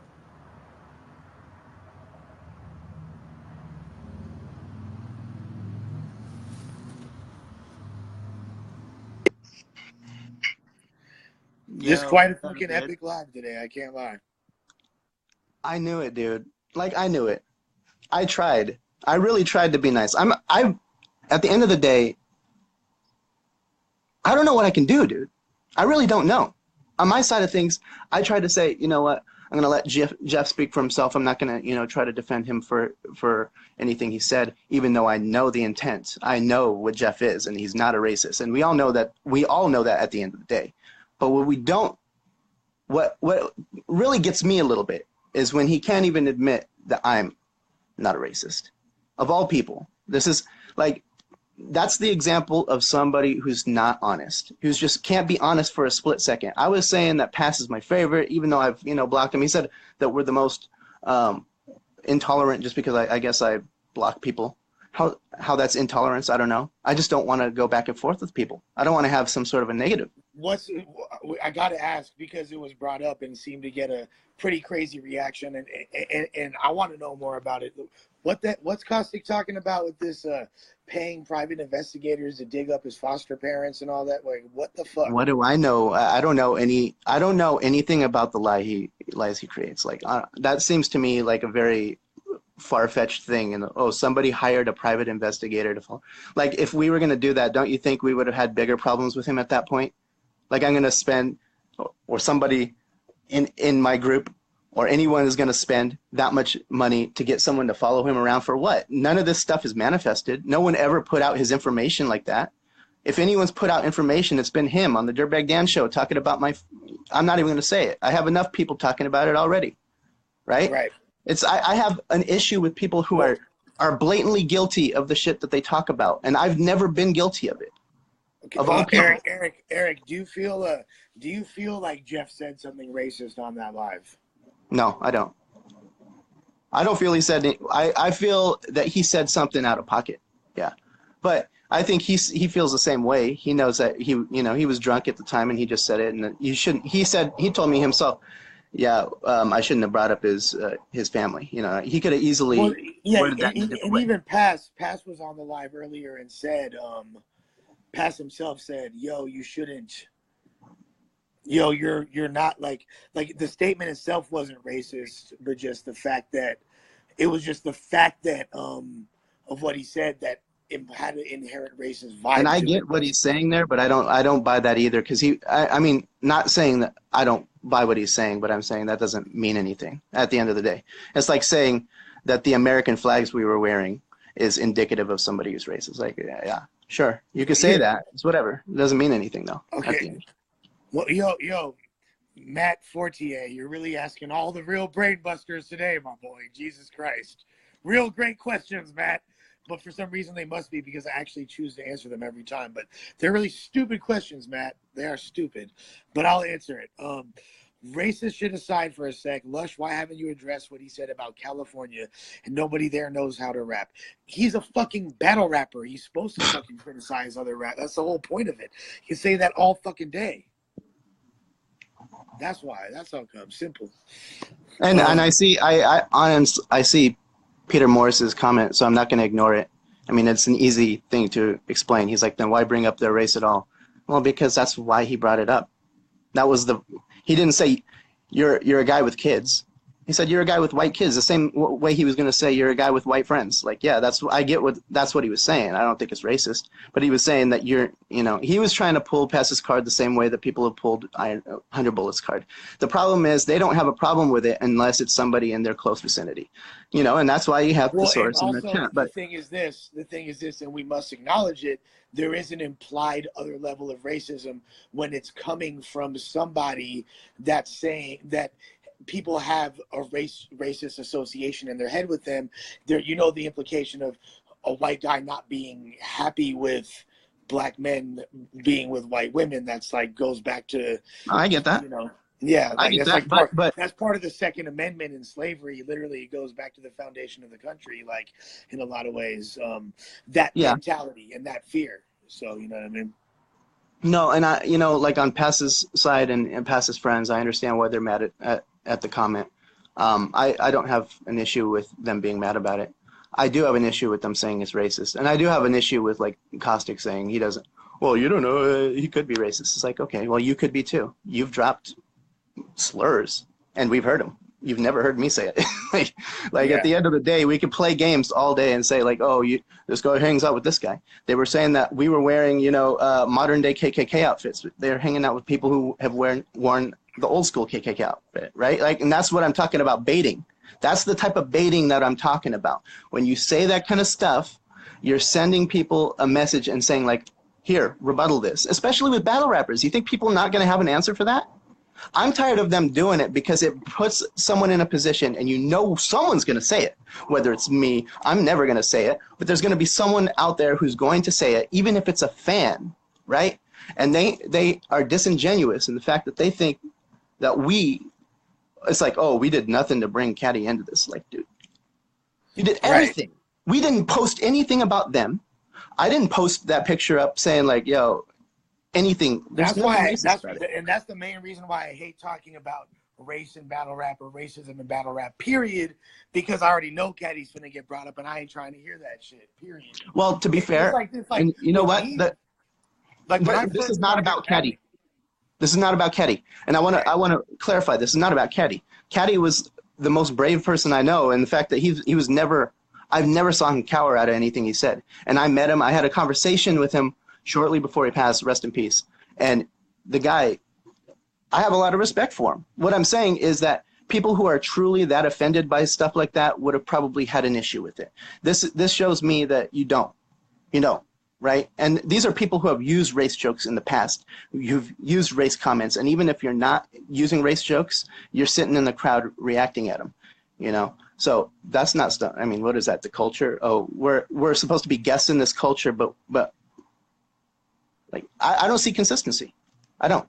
Myself, I came in and I was saying a whole bunch about how when I first came into rap music or whatever, everyone was mocking, saying that just mad because I was saying black people were good at all at battle rap. Like it was almost comedic if you look at it, how much it's shifted these days. And then someone has the nerve to say that I might be racist. If I'm racist against anyone, it's against white people. Sorry. I really don't think that people believe you are racist, though. I feel like people think you're racist because you. No one does. No one does. And Caustic doesn't either. But that's what I mean. But you can't have him on here without him putting on a character. And it's the same thing. He gets on talkback and he wants to say this and that. He was talking a bunch and then said something about grow a pair. I go in there and I say everything. I put it out and he's like, man, nobody's trying to do that. And I told him, call me up then. Because he was over here. He messaged me. He said, you can't possibly think this way. I was like, all right, then call me. Give him my number. He didn't. Yeah. Next day, he didn't. He's like, yo, I really do want to work this out, though. I'm like, okay, sounds good. I get a message from Bender's sister. This is shortly after he passes. I found this to be foul. This is a foul move. I'm getting a message from Bender's sister. Yo, when he calls, please make it up with him. I'm like, dude, what is all this? Just call me on the phone. It's not that big of a deal. And I don't say any of this stuff because I'm not airing people out. Does this sound like the type of people who we have all of this stuff, this dirt, and we don't talk about any of it? We don't go out exposing this shit. Who's hiring a private investigator and then not exposing the information? This is nonsense. It's absurd. Yeah, that's just crazy right there. The fact that's and I could tell that Caustic wasn't lying. Like I do believe somebody did that to him. I'm not saying that. Maybe someone doxed him. Maybe someone did. I know that the battle rap fans, weirdest people in the world, but it's a very weird thing to try to pin it. And that was a very calculated. That was a pin. He pinned it on us. He didn't say somebody in the battle rap world. He said, these guys, that has nothing to, I don't know what the hell that is. And then to say that we might be racist, it's like, well, dude, okay, now you're pushing. And then he said the pedophile shit. It's like, okay, so I'm a racist pedophile. What's next? Am I into bestiality? Like, I can't find the end of this. What do you think that your relationship with the Fresh Coast changed drastically when it was announced you were a part of YR? Like, because was that before or after you had already stopped fucking with? I had issues with battled with Dan and all that shit. You battled the bots. Yeah, I had issues with Kostic from the jump, just because I don't think our personalities match up. From the looks of things, I don't think his personality matches up with many people's, but definitely not mine, right? Fresh Coast, I didn't have that much issue with because I'm a nice guy and I'm polite, and I go to these events and all I do is show love. I don't know what the fuck, where it even came from. I couldn't tell you where it came from. The first comment ever I saw that was negative was from Kostic saying like, not a fan. I'm like, okay, what is this? Yeah. Why? Right? And then you got other people who jump in. This is my whole point. Somebody made a comment in here and said, this has nothing to do with battle rap. It has everything to do with what's wrong with battle rap right now. Because what you have is people using politics, using racial sensitivity and all this shit that's such an issue plaguing our society right now, and trying to exploit it for their own personal gain. That shit is fucking pissing me off either side. No matter what. I don't like it. I don't like it. You know what? And at the end of the day, I know we're all burnt out in battle rap. We're burnt out. I'm burnt out. I don't even watch a full battle anymore. I might watch 1 or 2 rounds. So I understand. But a lot of it's because of this shit. See, that's the thing. I still love battles, and that's what I was saying earlier. The reason why I love watch, when I see shit like Rum Nitty versus Solomon, that's everything I love about battles. Just fire-ass bars, dope fucking shit, great environment, great filming, cinematography, an enjoyable viewing experience. Shit like that makes me excited and happy to be involved in this culture in any capacity. But dealing with this day-to-day shit and everybody getting fucking butthurt that I'm not prepared. Look, I'm just saying there's a pattern. I'm just saying there's a pattern, and that's not on my side. I don't have a pattern of it. We already know Kostic had it out and had an issue with Megadeth, and you had to intervene and get in the middle of it to save him, to save Kostic specifically. I'm going to say it, not save Mega, because Mega, like he's going to call you up. This is what I'm talking about, dude. What is the issue here? I don't get it. If he wants to do something about it, we can do something. But calling me a racist is one thing. Calling me let's not even get into it. This is a joke. I didn't get on here saying that about him. I said a bunch of positive things even about people who we're currently beefing with, trying to do, and to this day I still got, no issue with anybody else in it. But I got Dirtbag Dan, who I think is a weirdo. I got Kostic, who I think is a proven weirdo. Yeah.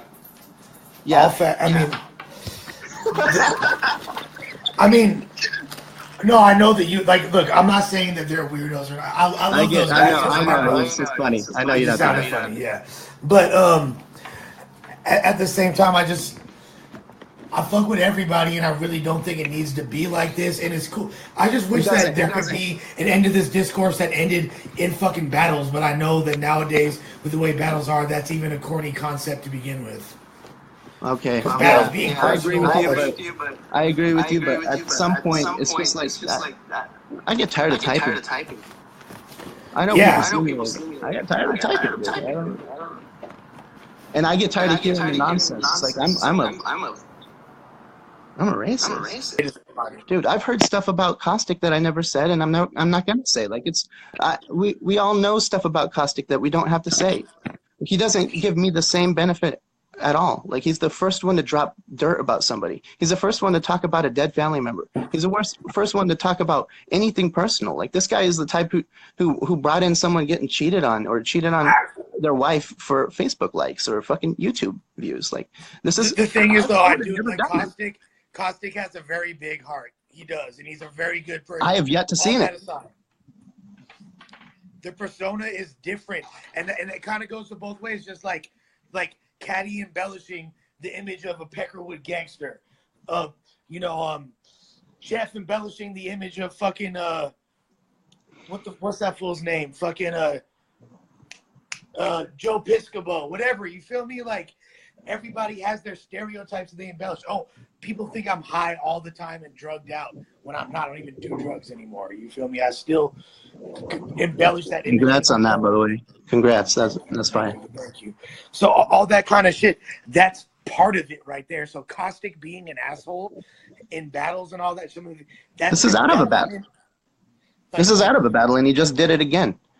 And that's the reason I wanted to cam up was because it seemed like you were almost pinned in a corner where you're like, you know what? Now that you put it that way, he didn't put it anyway. He just lied. Well, yeah, like he said, well, these guys are okay. There's nobody that can tell me when they hear one of their friends say, "Oh yeah, these motherfuckers hired private investigators." Da da da da. And I know you guys are and I know y'all are tech savvy. So like, and I'm not thinking it's you, but yeah, it does put me in a corner as to where I'm like, well, fuck, they are pieces of shit. There's nothing I can do to defend Jeff when he's doing that shit, like when he's saying that about Passive Family. That's why I said the thing that I'm most mad at Jeff about, beyond him saying that about Passive shit, is the fact that he's making it more difficult for me to ride for him. Yeah. I want to. And yeah, Anthony's right, by the way. I don't see a question, Peter. I just see you typing. Honestly, the thing with Thesaurus is like, he's the guy I don't want to beef with, you know? Like I have a few people like that, you know, D-Lore is one of them where he's like, I got immense respect for D-Lore, and as one of my favorites, I'm not even going to engage with you, especially because I know we disagree, and I know why we disagree. I know why we disagree. Right? Why we disagree is not because we actually disagree. It's because you have pride, you know, and you're in an argument with somebody. Because I'm the same way. Fuck them, and if you don't agree with me, we got issues. I just blocked them for doing that. The thing is this, like, I mean, it becomes a different level when family members are brought into it. That just makes everyone turn up a notch. Yeah. And you know what? I'm not mad at it, but I'm not going to engage with people who, like I said, if you have an issue with me, we could keep talking about it, and then it can end up with us just not talking anymore. Right. But that's just where it's going to go, because we all know where I stand, and you know that I wouldn't be hanging out with a racist, just straight up. I mean, you're not a racist. You're fucking Mexican. You're cool. What the fuck? It's a joke, and beyond that, like the reaches are just absurd. It's like, oh, he dissed interracial. Jeff's had more black girlfriends than anyone I ever met. And you know what? I'm not even going to go in there because we already know what that sounds like. It's like, oh, he has white friends. But at the same time, it's just there's some validity to it. Like, it's just a nonsensical thing that it's like he never said anything bad about that. He was trying to talk about something else that you guys have done a billion times. Because it's a battle rap shit. People have done this. This is what Pete's been trying to ask, I guess, to you and Fresco right now. He said, why is a white person from Connecticut telling a black man from anywhere that he's quote unquote not black because of the race of his wife? How is that not racist?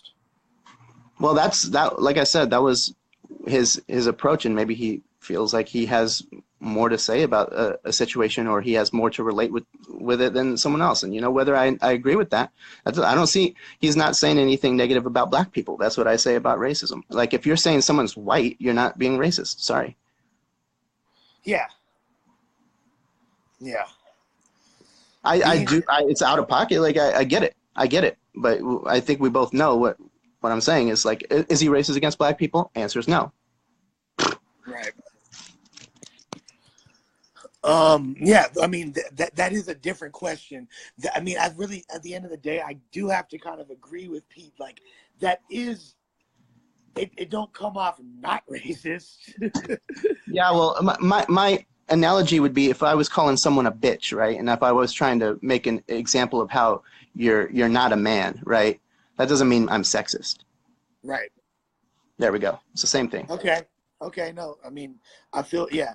At the end of the day, I really don't think that, I think we all need to acknowledge our faults. And I feel like the beginning of the dialogue that Caustic had when he first went on there, you and Word of Play both were like, okay, Caustic's being, like, he acknowledged even, and he said differently. Look, at the end of the, I don't co-sign it. I don't co-sign what was said, because it was like you brought kids and family into it. But it was out of pocket, and that's it. Like, it's someone, I've had friends all over the place say some out of pocket shit. In fact, I know Thesaurus was talking about someone else's kids in fucking Talkback. You know, like, it gets dragged into it. I know he was doing that with, what was it, Quintillis? Like, this is stuff that happens. People do this, and it's just, you know, but at the end of the day, I'm not going to say, you know what, I'm not friends with Thesaurus anymore because he said that wild ass shit about Quintilis, who I do fuck with. I mean, I fuck with QVD too, but I It's don't. like they got to hash that out. They got to hash it out. Like that's a simple thing to me. But I mean, yes. At the same time, I feel like it doesn't behoove anybody to like when people like even though he switched his tone when Caustic started off, he was acknowledging, yes, we kind of started this one. We had been quiet. Like you could, like Megan just said in the chat, like Lush asked me hella times and not to chill out, and he did.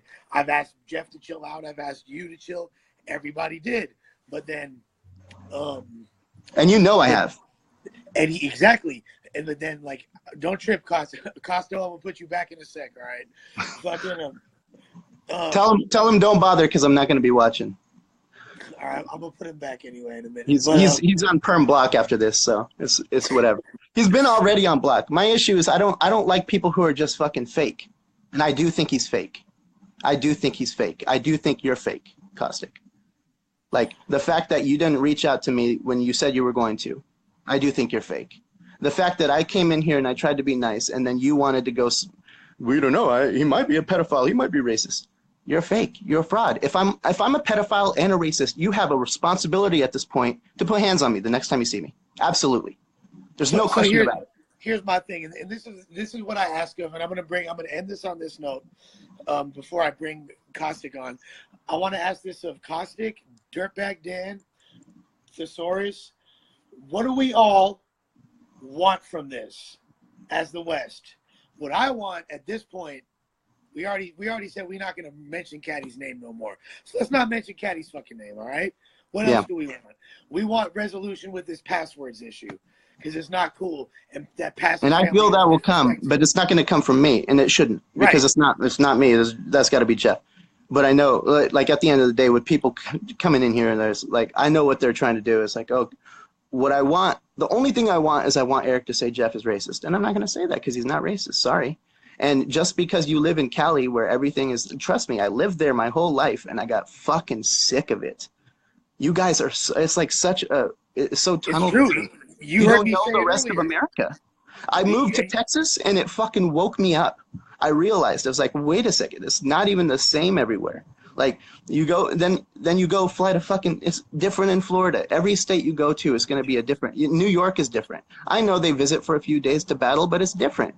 And in Cali, people just get tunnel vision. They look at it and it's like, yeah, this is what it's like. And if you don't see it this way, then you're a Nazi. It's like, what are you talking about? Exactly, and that's what I said earlier when Frank made that comment. Oh, that corporate entities, they're not getting interested in battle rap culture because they're seeing Make America Great hats again. And I was like, yo, that's such an insular Bay Area perspective that's so out of touch with the general consensus of reality. It's almost hilarious to me. And it's like, you know what I mean? Like, and it comes from Frank being a good person and having a good heart. So I'm not mad at him for thinking that, but it's completely false. Peter, I agree with that. And it's doing him a disservice. So, like I said earlier, what we want is Jeff to fucking answer for that and make it cool. And I feel like what y'all want. Yeah, and I feel like we're gonna still have problems. Me and Caustic are always gonna have problems because he can never just put it past him. He has to come in and say some wild shit. I didn't say one wild thing about him. He has to say some pedophile or racist shit.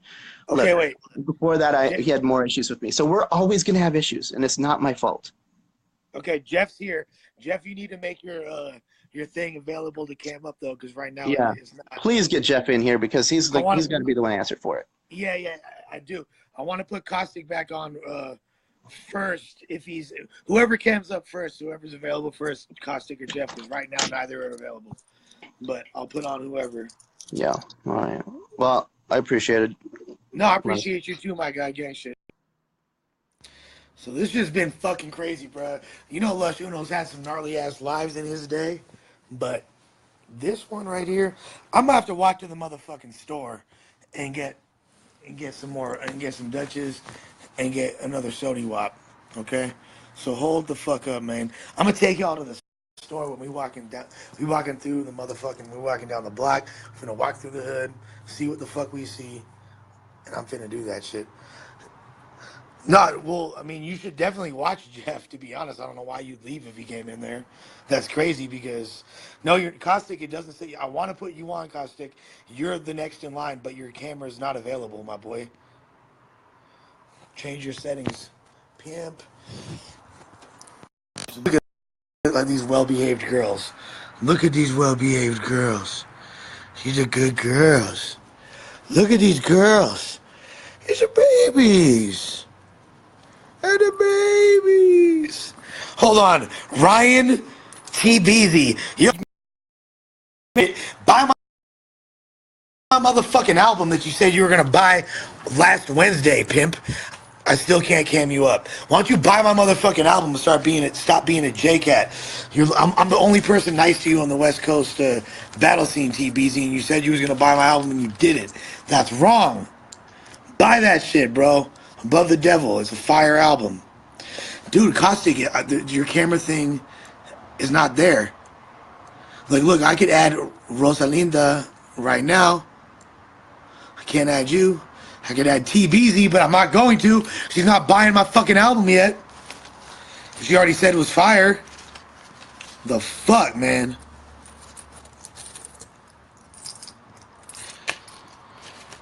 I really just want there to be something that we glean from this, and I hope it's not. I'm not doing this for no reason.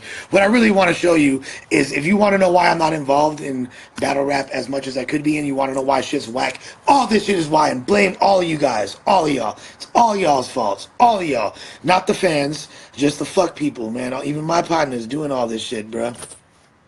Yeah, the puppies are the real MVPs. Puppies back on. All right, you got it. Dog gang. Dog squad. Rescues.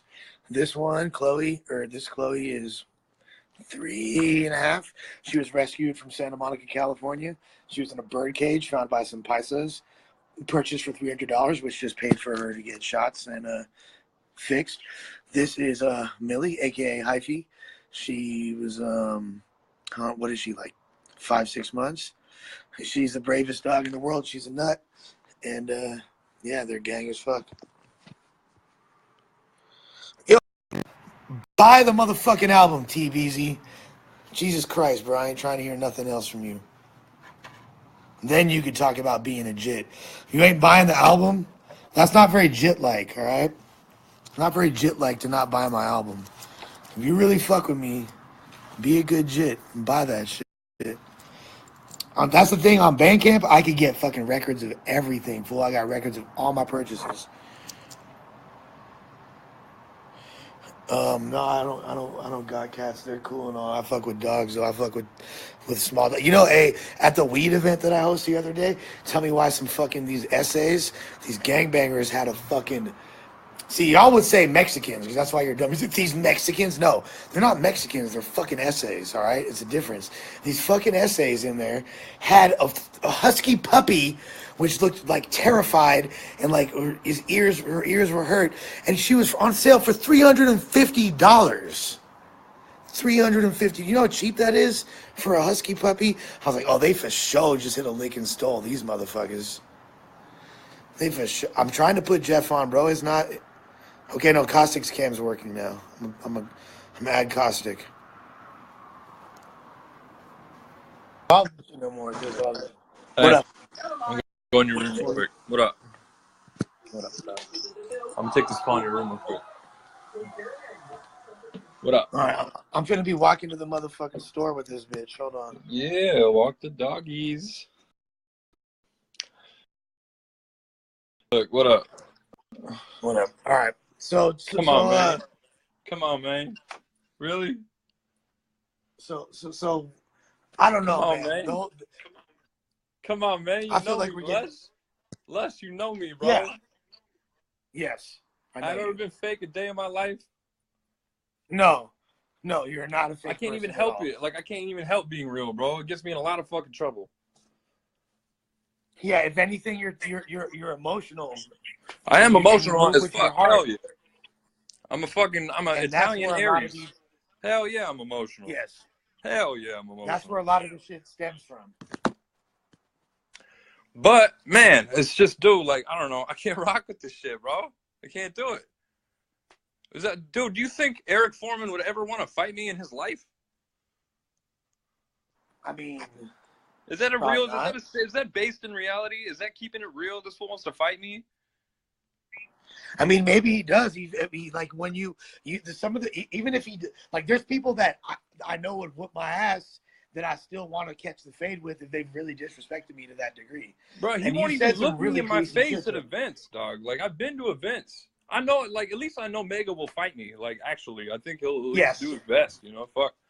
And I respect the guy for that, at least. I mean, I don't think the issue with me and Mega is us being scared. I think we both have an issue with, like, somebody's not, like, stopping. I'm not sure who Right. it is at this point. But we both, like, dude, like, we clearly don't fuck with each other.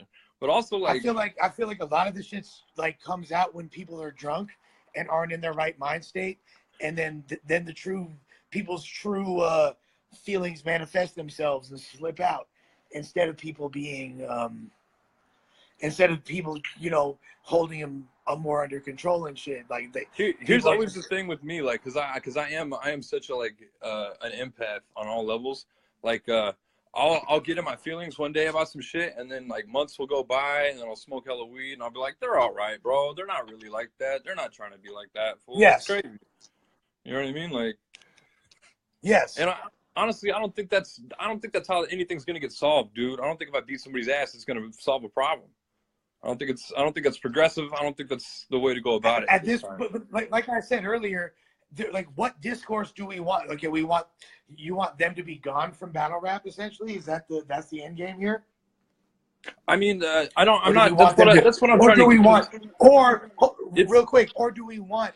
Because what I'm most upset about at this point, since the caddy issue's been addressed, is Pass, and I feel like he's owed a public apology, and he's owed some dialogue. Does that make it okay if he apologizes? I don't know, is it cool but it's whatever brings him peace, whatever brings Pass peace.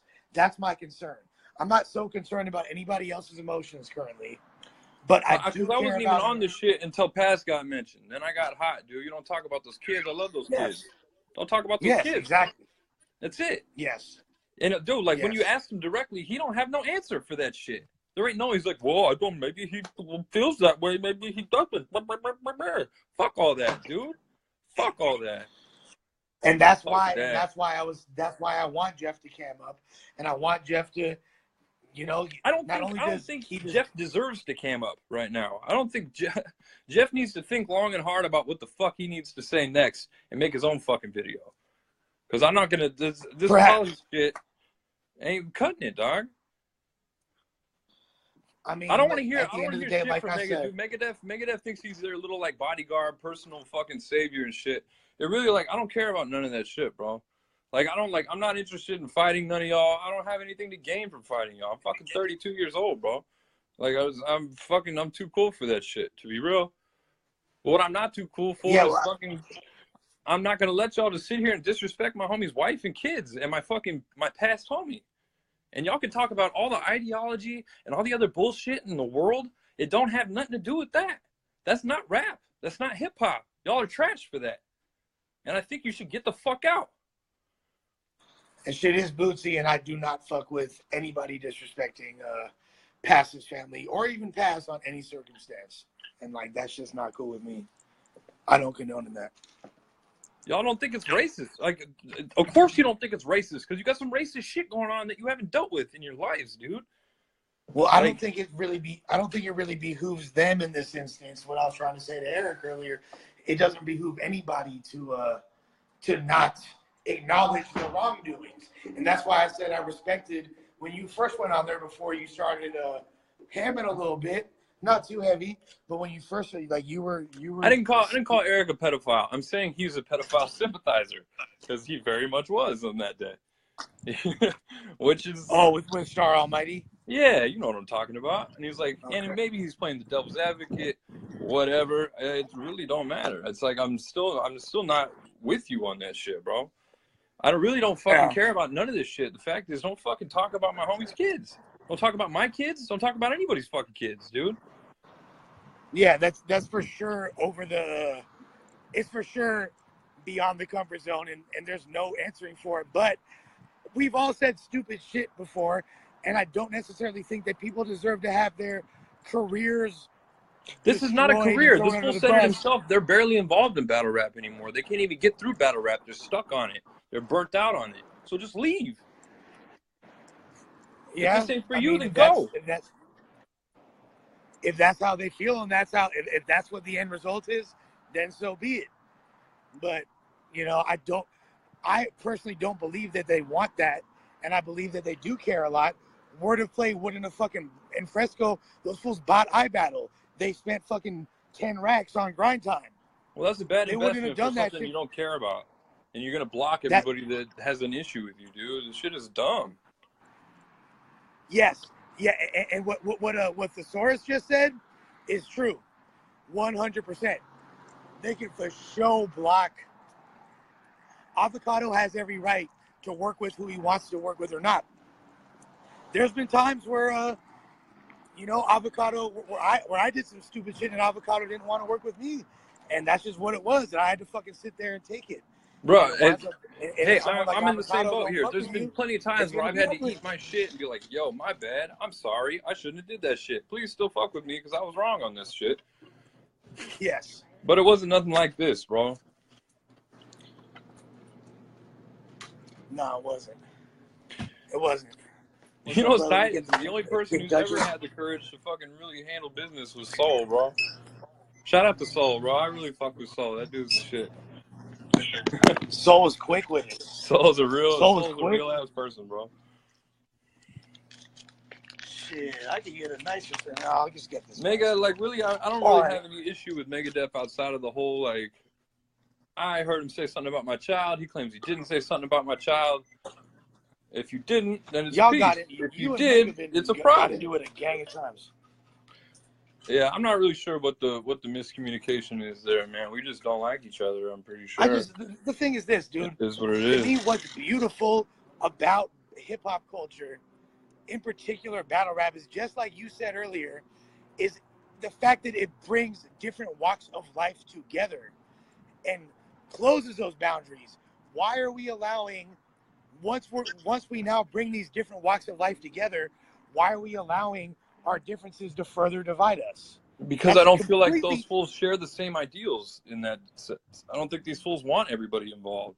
I think they want to make it some little elitist bullshit, dude. So you think that in their eyes, like if they had it their way, it'd be like battle rap would become like this all-white thing, and they would be like, you really think that? That doesn't I think it'd just be a bunch of ironically tough, you know what I mean? Like, you know what I'm talking about, bro. Okay, but guess what though, Kotd, and I'm not taking sides here, bro. I'm just calling it like I see it.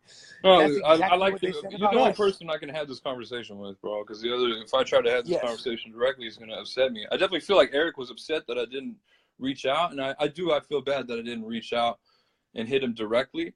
And this happened before I got a chance to do that. But I mean, like, dude, like every day I feel different about this shit, bro. Every day, like, I'm like, oh no, they can't be that bad. There's no way they really are like this. And then something happens, I'm like, they're really like this. Fuck. Really, I mean, yes. As far as you're saying, as far as like the level of racism that they're exuding, or what? It's always just something, dude. It's always something with these kids, and it's like, Mega, that's my whole thing, bro. I do want this shit to be fun, dude. I'm a little burnt out on it myself, but I'm not done with it. I just want to be able to go to events and enjoy myself. I want my friends to be able to go to events and enjoy themselves. I don't want to have to be like having phone calls with Lush before we go. Like, well, don't make sure this doesn't happen and don't fuck up the event and all this shit. That's garbage, bro. It didn't ever used to be like this before y'all. Nobody had problems like this before y'all. And that's the thing, though. The thing that, in my opinion, those dudes, the YR dudes, they're very similar to the Fresh Coast. People, they're not. They're nothing like us. Right, but the way people from the outside perceive it, if I showed videos of the Fresh Coast homies rapping and showed videos of them rapping, and I'm talking about my homies from the hood, my homies from Compton, Watts, South Central LA, that have nothing to do with this shit, they would see that shit and they just see a bunch of white kids. Period. Yeah, no, I mean, dude, honestly, even the way Jeff's biggest line on URL is one of my setups from a fucking bots rumble whatever. We won't talk about it. We're not that different in the sense like they're like the style in which they rap and all this shit. I almost feel flattered when I hear it. I feel partly responsible for the shit. But see, to me, when I hear you say that, that's the kind of banter that should lead to fools battling each other. Not well, I having wish it could be just battles. I wish it could be that. But at one point, do we got to be real about all the shit that we've said? And be like, dude, you can't talk about my dead homies and my partner's kids, bud. No, you can't. Dude, I got this little girl in the chat right now saying, "Don't cry when you get punched in the face." And all that shit. Like, get the fuck out of here. Who are you? Oh, get out of here. You ain't punching me in the face, so why are you like, get out of here? Like, look at the shit they attract, dude. Like, this shit is trash. Well, just so you know, Silva's been around since the beginning. Yeah, I know. She used to follow me. I don't care. Don't talk. Yeah. What are you talking about? I'm just saying. These fools have seen me many times since all this shit has happened. Nobody's touched me. Nobody's ever touched me except for Soul, and I respect him more than all you. Dude, no, we're not here for that shit. I'm not here for no tough guy shit, bro. I don't need tough guy shit in my 30s. I already did all my tough guy shit. I already sat in a box. So I'm not about it. I agree. I do agree with that. I do agree that there's no need for that for anybody to have that type of dialogue right now. And that was dude's whole life. He went on live like, "Oh, you're all faggot." He could barely talk. He's like, "You're all faggots, faggots, faggots, faggots. Your wife's I'm pretty sure that was like at a drunk, and I'm not defending him for it, but it was definitely at a drunk heat. You're not defending it. You're rationalizing it. You're making it okay by saying it was a certain state. It was well, he was drunk and he was this. Fuck all that, dude. That's who you are. That's who you are deep down. That's who. That's nature does come out when you're fucked up, and I cannot deny the real. The real you pops out when you're fucking drunk and you got no filter on. I get drunk a lot. I don't say a bunch of racist shit on Facebook Live. And that's what I think Silva just said such a simple point that's so astute and on point.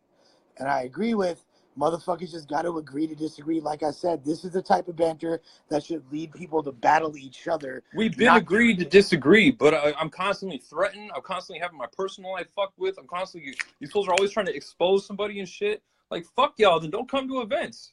And let's agree there. Stay home. Stay in Florida. All y'all live together anyways. Go feed each other some fucking cereal, dude. Nobody likes you. Like, nobody wants you around. Not our shit anyways. And we're the only fucking people that matter in the situation.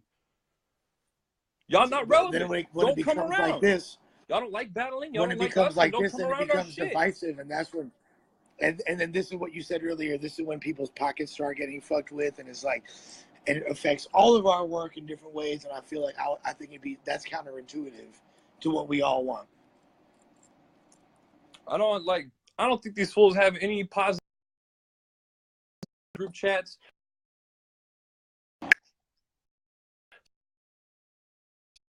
Because y'all not rappers, y'all don't make music. You don't have anything to contribute to the culture other than then bringing politics into the shit, which nobody wants. Fuck out of here with that shit.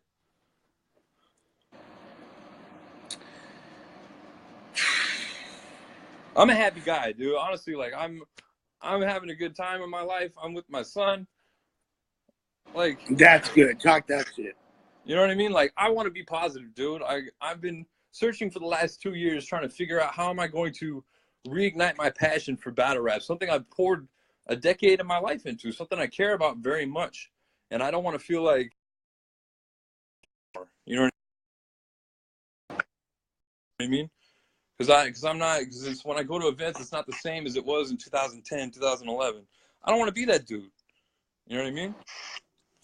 If there's a way hey, Alfie, with these fools. Alfie, I just seen you pop up. Alf, do me a favor. Alfie, text Sev right now. Text Bobby. Tell him that I'm about to hit him back because he keeps calling my phone, but I can't because I'm on live. And I can't text him. Hold up. Listen to me now. Tell Sev. Please, Alfie, text Sev right now because I think he's trying to come pick me up. So I want him to. But just text Sev. Just text him for me. Thank you, Alf. Dude. Anyways.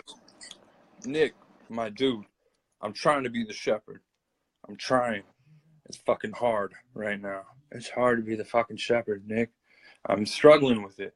I I feel know, like, that's why I'm trying to really just be rational and unbiased here. and I appreciate you for that. And that's why I called you to mediate this shit And before, because this shit really gets Dan me out of my face Dan was sometimes. in This here shit really earlier gets saying me that outside of my cool. Yeah, well, You know Dan was what I mean? in here earlier saying I was playing both sides and all this. I'm like, nah, fool, I'm on nobody's side. I'm on Caddy's side, and that's it. And that's the only side you should be on, really. And that's the only problem I have with you, bro. I'm not accepting no disrespect for Caddy, bro. Fuck all that. Neither am I, bro. And it's amazing. As soon as I pop up, that shit becomes fucking dormant. But Yeah, nobody can say anything about where was my all brother. that shit? So, and it wasn't nobody from our side, because that's our homie. Nah, I just don't like to hear his name. The thing is this: when people from our side bring up Caddy, even more Who casually, from our side did that? Nobody really did it. I feel like the only time it happened, this full Troy Barter was like, your best friend was a fucking Nazi and blah blah blah, and then maybe your best friend and your friend is a war kid. Like, fuck you, dog. Fuck you. Don't talk about the dead. Is that full of mock? Fools can't talk about that. All right, this fool Jeff's here. We need to get him on, bro. We need to get him on. Cool. I ain't watching that shit, but y'all go ahead. So we got it, but it's important. It's important. Put your hoods on. Light your shit. We'll see. Trash. All right, I love you, dog. Be smooth. Get out, bro. I love you too, Nick. Thank you, bro. All right, yeah. All right, I'm about to cam up Foreman, bro. Just comment again, and I got you, Foreman. Yeah, I just don't want to hear about Caddy. I don't care. I don't care. How about this? Caddy wasn't racist, but I don't give a fuck if he was. Don't fucking bring him up. How about that?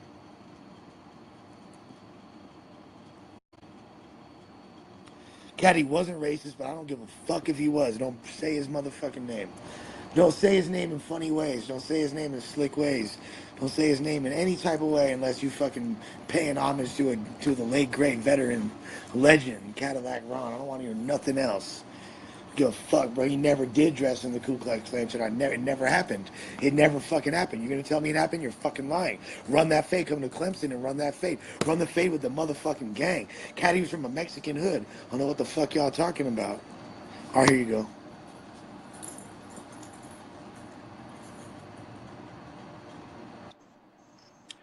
Big Jeff, what's happening, Hefe? Yo, what up? Shit, man, you got these fucking streets going wild right now, folks. Yeah, that's true. I took the comments off because I don't want to be reading a million at once. So to start, what I said was whack. It was stupid. It was fucking pointless. It was whack. I'm sorry for it. It was dumb.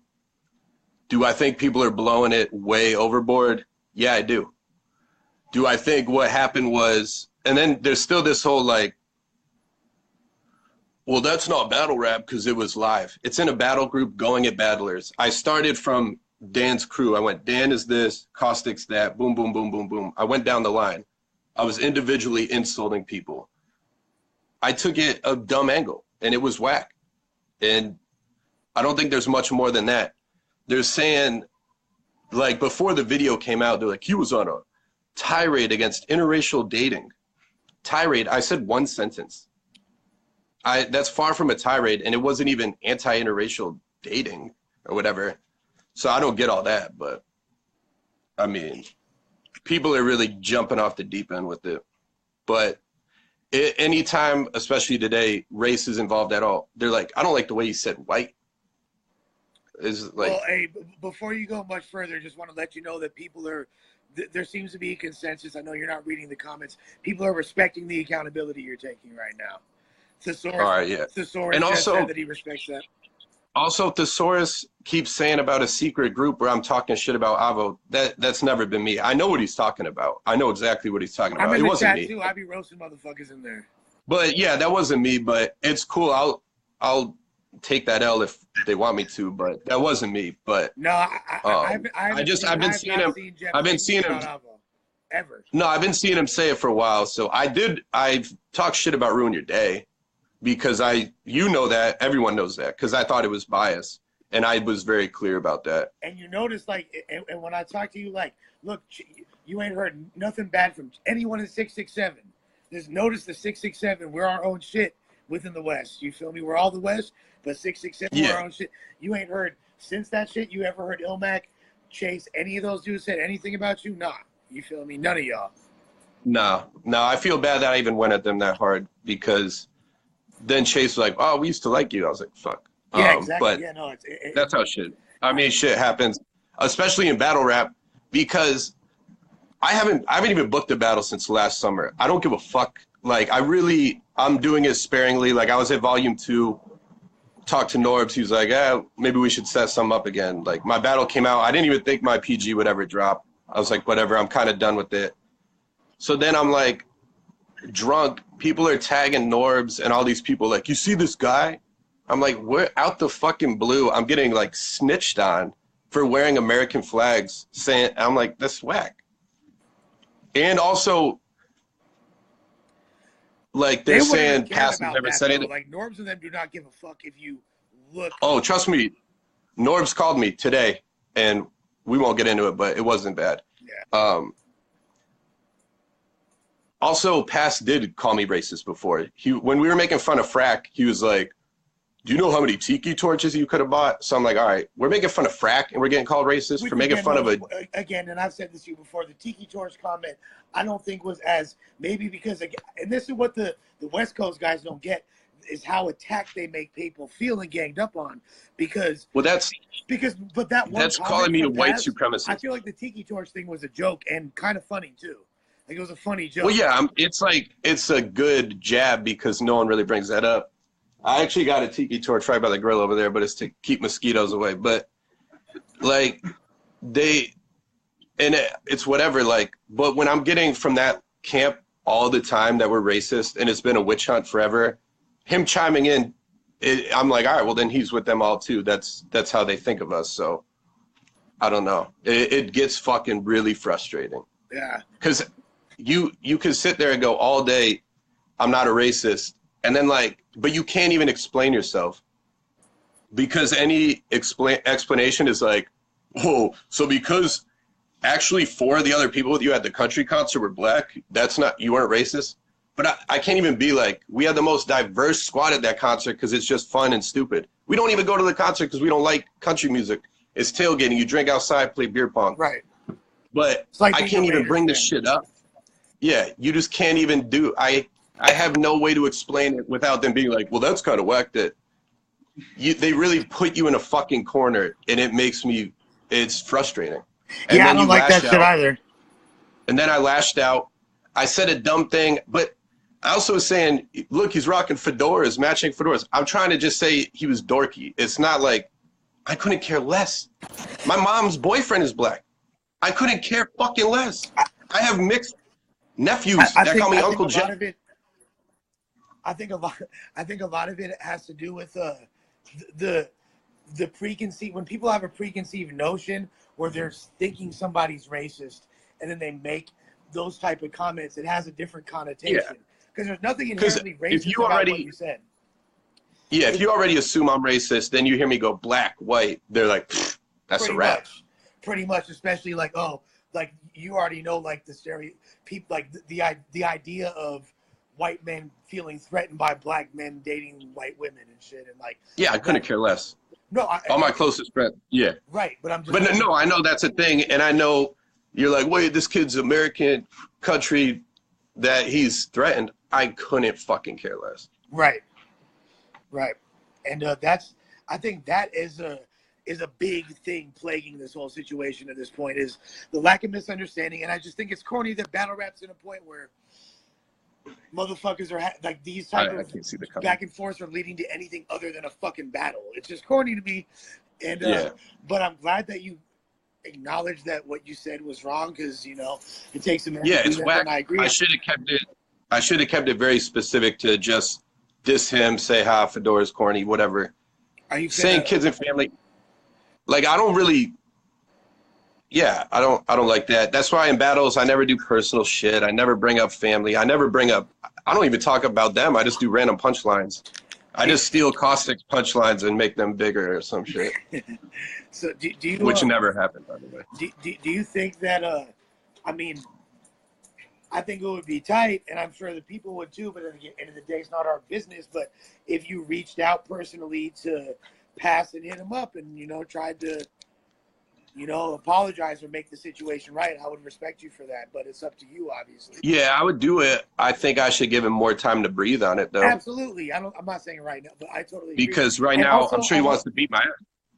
Right, but I also want to see it. He's also an adult, and he's a reasonable dude. And if you talk, you're right though. I would give it a little while, but talk to him, make that shit right, and really, hopefully, something can be done to make it right with Avocado, because I don't want to see there be anything impeding a dope battler from getting on. And I support you, so Yeah, well, I think since the Ruin Your Day shit, Avocado just always never really fuck with me. So there's a difference between him. There's a difference between him fucking with you or not, and trying to actively encourage platforms to not fuck with you. Yeah, but that doesn't matter because I could make it pop if I want to. Right, I'm sure. I know you could, but at the end of the day, But either way, yeah, like I don't get why he got so overly involved in it in the first place. And so even Thesaurus just agreed with me that you saying all the things you just said, saying that to Pass would probably be the best thing, and like you taking accountability when even your friends, they got your back. Eric's got your back to the end. He wouldn't say you did anything wrong even because he right for you that tough. Well, he's saying no, Foreman said what I did is wrong, but he said I'm not racist. Right. Because I'm not. No, and I don't, and I honestly, I know you're not, bro. And also I just forgot, but I remembered. People are saying like your true thoughts come out when you're drunk. When I'm drunk, I'll fuck a fat girl that I would never talk to in real life. And even then, it was dumb, but that's not indicative of who I am as a person. And I think you see all these people that have said, I've interacted with them a million times. I've never seen a glimpse of it. You could take me. I used to go to the Black Ice events, Smack events with Just Farrell. We'd roll up. I wasn't scared. I wasn't like, oh, this is a new world to me. I get along with everyone. I'm right in the mix. Like when I met you, that's what 100% natural wherever I'm at. I'm 100% the same person. When we were in ATL, I was fucking running around with Twerk and Jack Boy, and you were running around with Goods in them. You feel me? Like, yeah, like it's. But would Goods fuck with me if I was a corny white kid? No. No, and that's the thing. I think that if you were just some random corny white kid, this wouldn't even be a discussion. You already would have been out the mix. But people do like you, you know what I mean? But you're you, and people fuck with you. People want to see you win. So it's like they don't want to hear this shit. It's disheartening to them and shit. But I agree. Like I've said horrible things when I'm fucked up that I would never say shit on my radio show. The other day, a couple weeks ago, I was drunk as fuck, making jokes about the Florida shooting, saying, y'all heard that Uncle Murder song, right? They get shot every day, B. Like, I was, like, literally saying terrible things that I wouldn't say sober. Cameron voice. Exactly. But, Exactly. I was like, Cameron voice to the Florida school shooting. Yeah, well... They've turned that into such a spectacle. It is actually a fucking joke at this point. Yeah, exactly. And that was kind of my whole point. But still, like, I was like, damn, I just said that on the radio. This is going to be years against me. Years down the line. It's crazy. No point. I've always said it's either never okay or it's always okay. Because you can't be like, that was too soon. How is it? What do you judge it by? Well, it's been 6 days. On the 7th day, you could say it. No, it's either comedy or it's not. Period. There's no right or wrong answer. If you start filtering comedy, it's whack. But that's what they are doing, and comedy sucks now. Except Norm Macdonald. Hey man, you know what I'm saying? Someone got to keep it lit. And I feel like we always say, one of the last bastions of free speech in modern America is battle rap. And when people start fucking censoring this shit too much and getting their fucking panties in a bunch too much, that's when shit gets fucking whack. Yeah, that's why I don't get it. It's like people pick and choose what they want to be mad at, and I know our group is a lot easier to be mad at and we bring it on ourselves, but it is what it is. Nah, period. But Jeff, I think that is there anything else you really want to say to these fools? I mean, are there any questions that are Y'all like got some relevant? questions for Jeff? I mean, a hell of people talking and shit still. I just want to, people see, the general consensus seems to be that people are happy that you spoke up on this and hope that with, you know. Yeah, trust me, every battle rap blogger hit me up today, and I'm not giving them that. I'm not giving them those hits. No, I'm glad that you did it on a platform that isn't even a platform. This is just homies talking. And Well, yeah, I just know you're not setting me up, and you could still be mad or whatever if you didn't like or don't like me or whatever. But I know you'd always be fair, so I was like, of course. I'll always talk to you. And like I said, it definitely hurt my feelings what you said. Pass's family is my family. You know what I'm saying? That should hurt me. But I don't need to. That needs to come from him. And you're my partner regardless. But it makes it hard for me to support and ride for someone that does shit like that. So hopefully you can make it right with Pass, and that shit won't happen again. And everything's Gucci over here, baby. You know how we coming. Yeah, facts. You fam. So we gonna keep it legitary, and hopefully finally some positivity came from this. So I'm glad finally you were able to speak up. And at the end of the day, like we said, it wasn't from a platform that has an agenda. I'm obviously not gonna do you wrong, and fucking a lot of people are seeing this shit, so it's gonna be out there regardless. People are gonna take this and put it on YouTube and all that shit. So. Yeah, I'm cool with that. I'm cool whatever happens. I'm a grown man. If people are mad at me still, that's fine. Someone wants to beat me up, they could. It's whatever. Hey man, I think you're gonna be straight. But I appreciate the maturity once again. Hold it down out there in FL. We'll be joining y'all fools in a few weeks. Real gang shit. Yeah, I'm a roll through to that. Obviously, that shit's right in my neck of the woods. Pop up, bro. I want you front and center for my relapse. Let's go. Are you sure you're not? I was gonna say, you sure you're not doing drugs still? Oh, I'm doing drugs in Florida, baby. That's different. Y'all's drugs are like our pot. So you feel me? Yeah, I'm doing the damn thing right there. All right, my guy. Much love. All right, dog. All right, since we still live, man, I'm gonna keep it popping with y'all fools. I just split another Dutch. I'm finna roll up. I hope motherfuckers ain't too mad at me for having here. Yo, you guys don't know I got so much dope, but this dope right here, so hold the fuck on, bro. You don't smoke dope like this. Dopey. This that fucking Fat Tone pack. This that Misha pack. It's that Dead Op.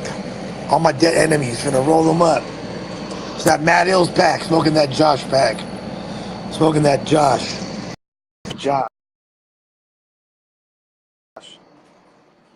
Baby. Legitary. Oh no, that shit is not mids, Playboy. I don't know what the fuck you talking about, Florida. Shit is 98% THC, fully. Smoking that Josh pack, baby. Smoking that Josh. I feel like we definitely gonna be rolling doofies. I know y'all fools paid attention. I feel like we did have, it was beyond civil discourse. I feel like we really got somewhere, especially by the time Jeff got on there. That was really fucking dope. Jesus Christ. Y'all can smell this through the fucking phone. Oh, yeah, this is that. Ooh, Matt Hill's been working out. Ooh, I got that strong in my blood. Matt Hills must be working out. But, at the end of the day, I'm not going to fully be at peace about this until my player partner Pass feels good. That's all I don't care about nobody else's feelings here. I know you're supposed to be my fucking manager, Carney. What the fuck? Why don't you start my goddamn TV show? And fucking bang on my old manager. You feel me? I'm Judge Judy, baby. Rolling that Mad Ills pack. Scrolling up that Ills dope. No, I definitely won't be battle talk. It'll be like jit talk. Doofies, baby. We smoke doofies. You got to have your own lingo and your own dialogue. You got to be your own person. Motherfuckers really just are not their own. They're not their own people. I don't know, man. I'm Mr. Bitches. I love bitches and I love thoughts. They could always pop up. I work with strippers all the time. I work with 304s. I got love for bitches. Matt Hill's food truck. Oh, yeah? I don't know how that's possible when I'm rolling up here. This is at, I want to know what this is. Matt Hill's right here. Got that Matt Hill's right here, baby. What you mean? Dopey in there.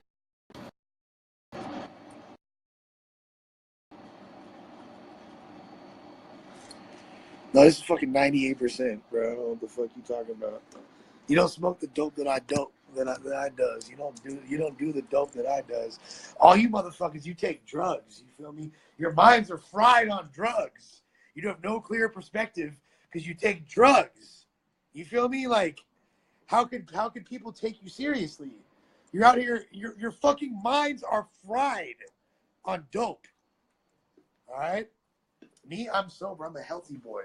I don't have no chemicals, you feel me? But I'm taking boxing, I'm working out, so you're going to see, bro, I'm going to be diesel on these hoes this summer. Damn, I swear to God, did one of my dogs just take my Dutch after I split that bitch? Where the fuck I put my Dutch? Oh, here we go. I thought my dogs took that shit, I swear to God. Dead folks' grave. Free stink team. Exactly, That's why you got to tell everyone how important I am to battle rap culture, because I don't use the usual outlets. I use my outlets, and I don't use usual channels. I'm from 667 Coleman, Westside 5150 Crooks Gang, and that's it. Okay, I'm not a part of anything else. So I use my own outlets to do my own thing. But the reason why I'm not involved in battle rap culture to the extent, because I have an opportunity to secure another $100,000 deal in battle rap culture. I can finesse another billionaire, but do I really want to do that for what? How about I just get paid to host, pop up, do my thing, give commentary on Avo shit? Why else? Oh, no, Christy, but what's happening? Busted open for a real player.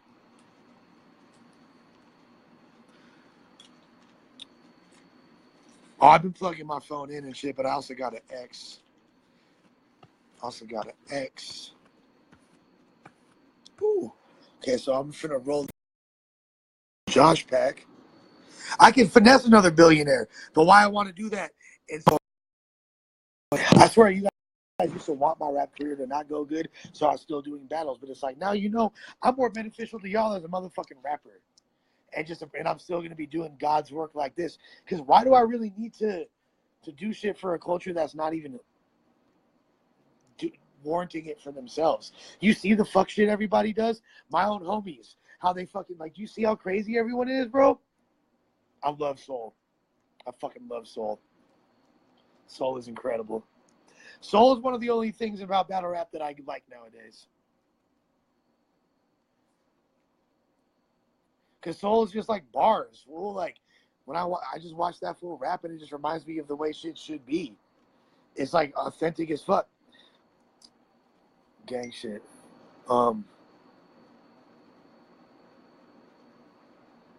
Jesus Christ, bro. What the fuck, man? Bro. What the fuck? Hold on, man. This is some bullshit, dog. This is some bullshit. Oh, thank you, 16 band slap. Yo, real talk, you guys. Did I choose a side? Did I choose a fucking side in this thing? Did I choose a fucking side? Hold on. Did I choose a side? Hold on. Did I choose a side? Really? Really? I chose a side. Get the fuck out of here, bro. Ain't nobody chose a motherfucking side, bro. That shit hurts my feelings that I try so hard to help people and still get criticized by the same people I'm trying to fucking help, bro. That shit's whack as fuck, bro. That shit's hella fucking whack, bro. I got homies in my text messages saying, "Oh, I chose side." What? Get the fuck out of here with that shit, man. I can never fucking win with people, I swear. I can never fucking win. That's just hella lame. I'm just hella fucking lame. And of course, like, when Caustic and Dan and past are like 3 of my real life close friends. And like Foreman, I love all these people. I don't see them like that. Costing them, yeah, I'll be seeing them more and shit. So of course I gotta be more neutral, fool. What the fuck? It's just crazy the way. Yeah, exactly.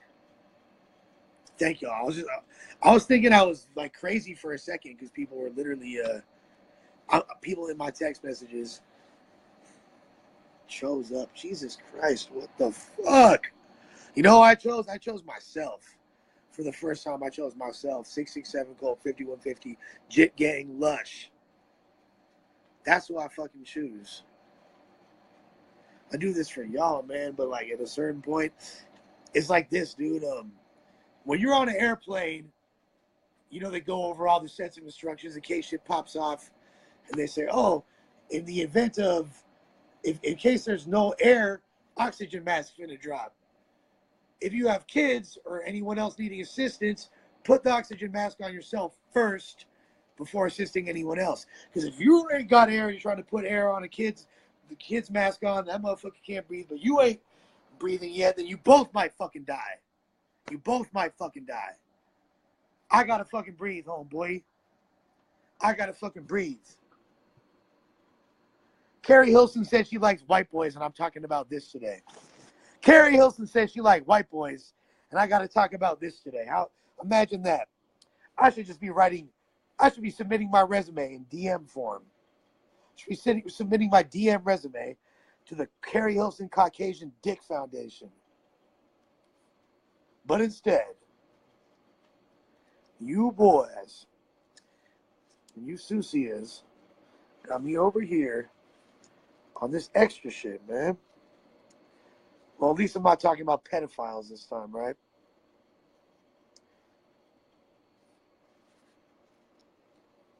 I really hope I look at my fucking when I go on my Bandcamp after we get off this shit. I look and I have like at least 10 more sales. Lush1.bandcamp.com.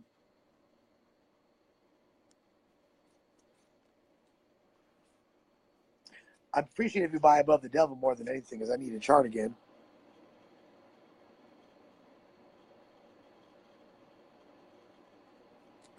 Motherfuckers need to lay off the drugs, man. Hey Silva, what's happening? I'm the black girl's white boy. I don't know if you knew that. You knew that. What the hell am I saying? Of course you knew that. Any black girl that likes white boys on my line. And I'm not like a typical white boy that likes black girls, because I'm not super like, yo, what's up, dog? With their shaved heads trying extra hard. No, I'm just a regular white boy that just knows how to destroy pussy.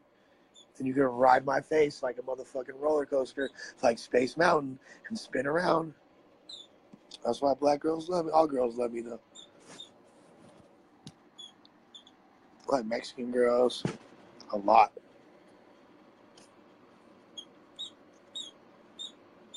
Yeah, so yeah, Lush album, and then Lush dropping a mixtape, Lush and Smokey mixtape dropping, and 667 Colt. We got a double album like Bone Thugs and Wu-Tang dropping. I ain't stopping, because I know that my waves right now, everyone, all the people I looked up to said I got so much better, and like I'm so good now, so I'm not going to stop pumping out music until this wave crashes. But I want to make sure that the music I have put out gets treated like the art it deserves to. So we're going to make sure that everything, there's still videos from MP4 I got to shoot, videos for Above the Devil. And then, yeah, we're going to put out this new mixtape. It's called the Jit Tape. And, of course, I'm working on my next album, too, which is, I'll tell y'all, because we have a bunch of people in here. Y'all want to, in fact, here, everybody fucking press the love button and drop a bunch of roosters, and I'll tell you the name of the fucking album. All right? Or else I'm not going to tell you right now. But if I feel the love, I'll tell y'all the name of the album. The next solo Lush project. Okay. There we go. Come on. You need a lot more than that.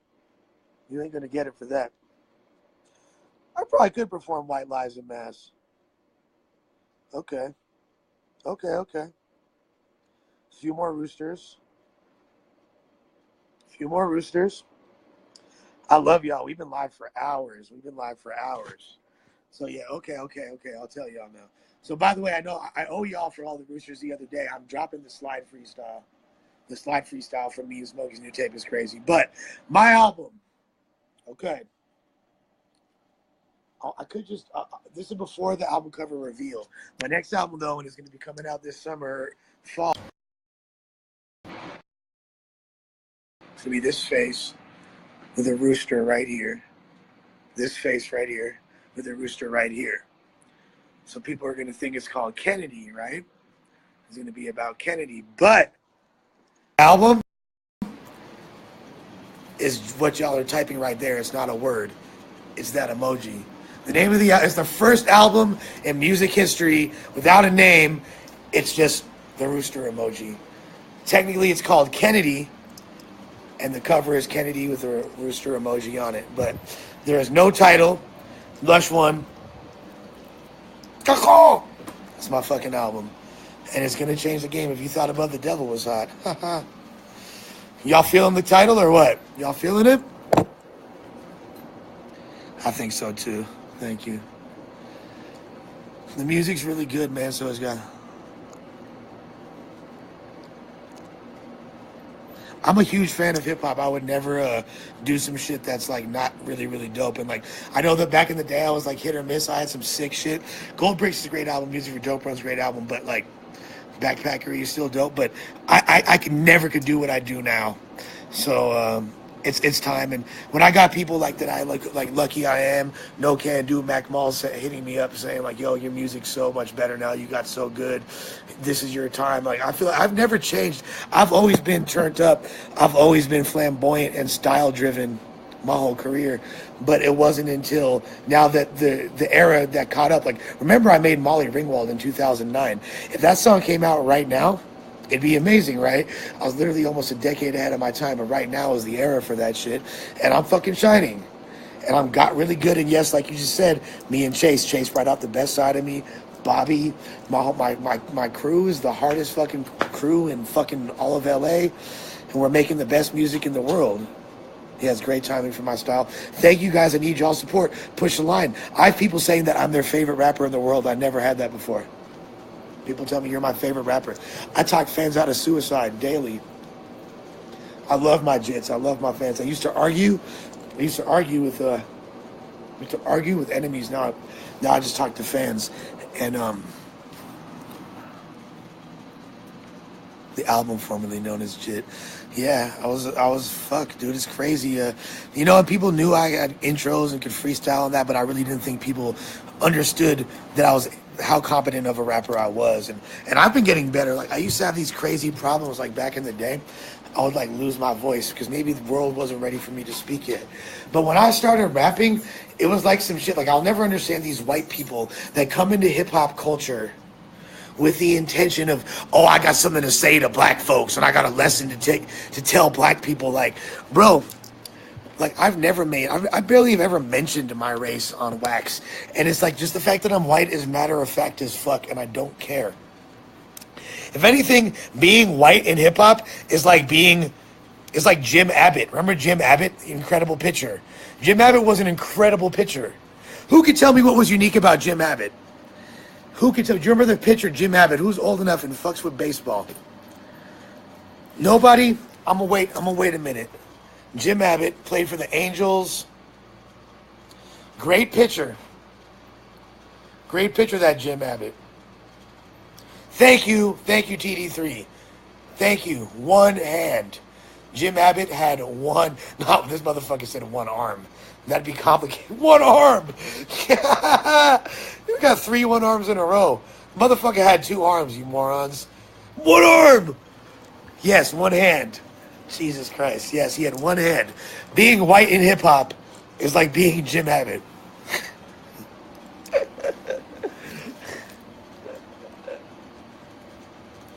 It's a disability you have to overcome.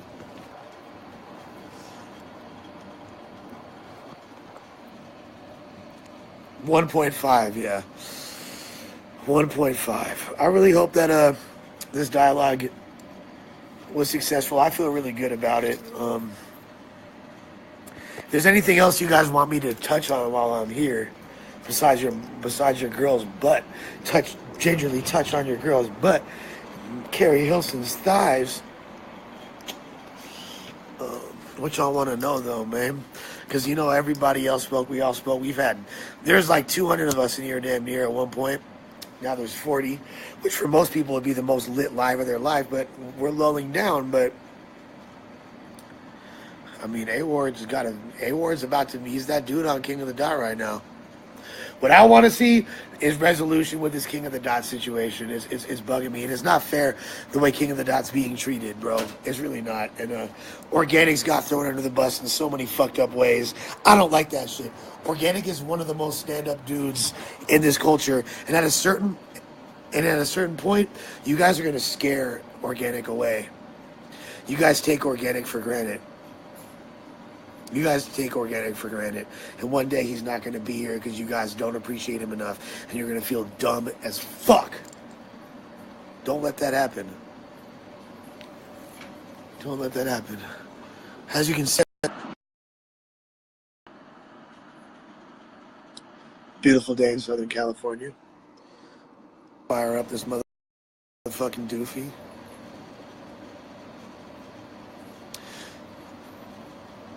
Yeah, actually, Jeff, I was really impressed by Jeff. People can say what they want, but what he did was really, really dope. Yeah, Organic will leave. You guys are tripping if you... People think that Organic, because he's so consistent and has so much love, that he'll just be always over here doing this. He's on his way out, man. And I'm saying that so you guys wake your fucking games up. And don't let literally a national treasure, an international treasure, leave us. It's terrible the way the fans are treating Organic. These guys bust their ass and every single upload has fucking fools hating and all this shit. Like, yo, man, y'all know how draining that is?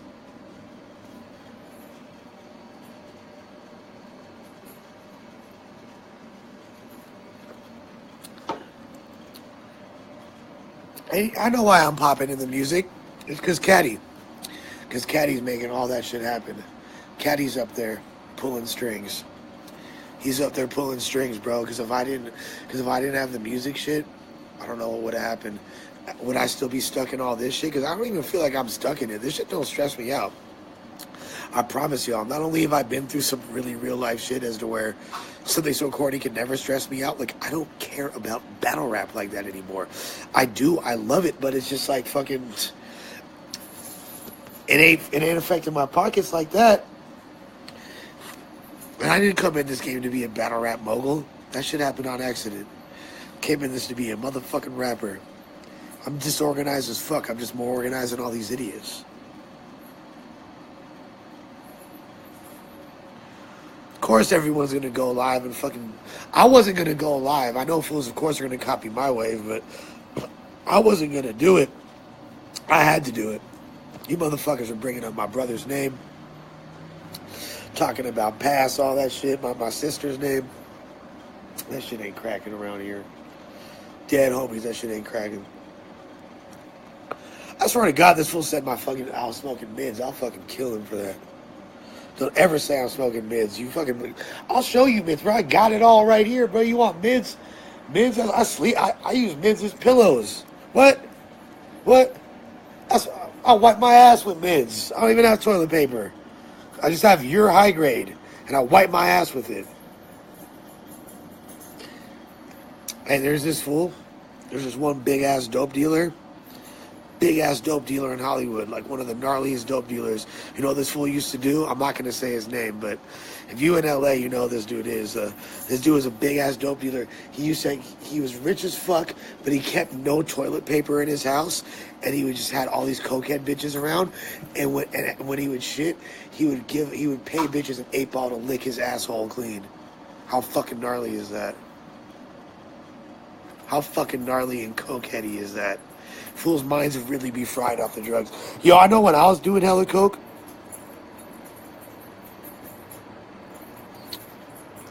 okay, I guess I went too light.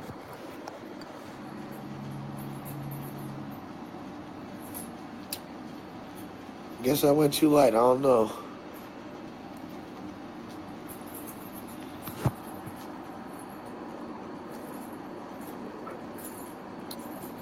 There's really not much I can do, man. Like, here's the thing. If I'm going to go super... No one will want to come on my live and discuss things rationally if they think I'm going to go hard on them. It don't work like that. Jeff went on there and was very, very contrite and well-spoken and basically said he was going to talk to Pass and apologize and admitted what he said was wrong.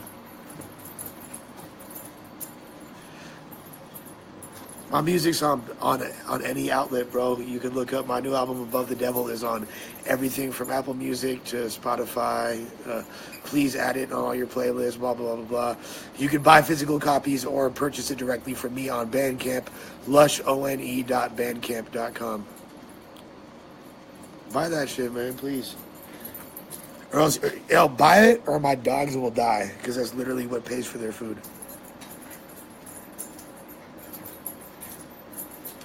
You can get it on 8-track. You can get it on 8-track if you just fucking fix that flux capacitor and go back to my 1986 dope store, the original dope store. I'm on the block, Sawtell and Pico, and you'll see the all my old albums are available on 8-track. Thanks, bros. I appreciate you guys liking it. Means a lot. What if my album sucked? What if my album sucked?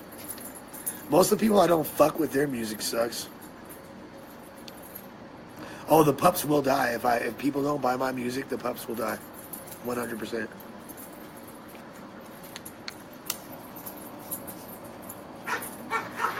Hey!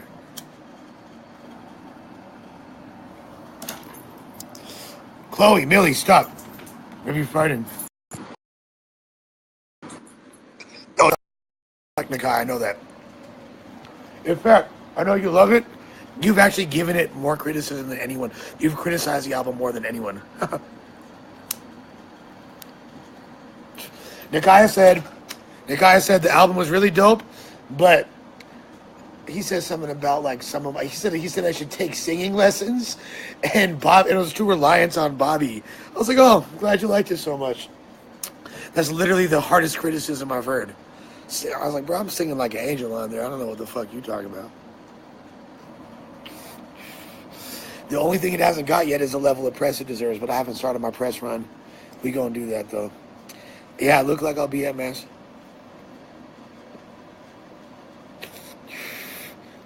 Disaster finna be mad at me, but I'm gonna be at Mass. Disaster working on some big shit right now. Y'all should see the freestyle battle I did with Disaster recently. I Disaster do a freestyle battle that was sick as fuck. And I host a weekly freestyle battle, and we're gonna be bringing Daylight there soon, Ilmac and others. It's really dope. And Caustic, just to let you know, if I went super hard on anyone, then they wouldn't even come on my fucking live streams, bro. It don't work like that, bro. I have to create a fucking safe place for people to speak, and I spoke my mind pretty unabashedly. And I definitely was not on nobody's side. Thank you. I'm glad people like my old music, too. It always makes me feel good. Oh, thank you, Brett. I need that.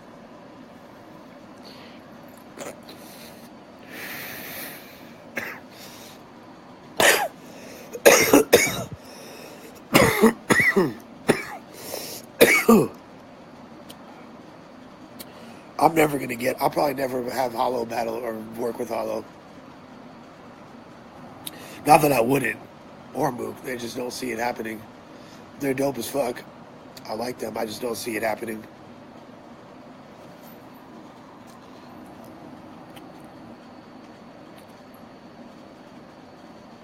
Maybe I should have Marv fucking cam up real quick, damn near. I damn near want to hear I feel like having other people at this point added would be redundant, but I'm curious what Marv has to say. See, Harry Mack seemed more racist to me than young Republicans by a significant margin. The mere existence of a Harry Mack is racist as fuck. Battle I still want to make happen is the Soros versus Iron Solomon. That's what I want to make happen.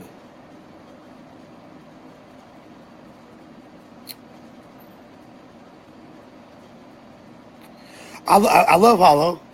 We've obviously worked together, you know what I'm saying?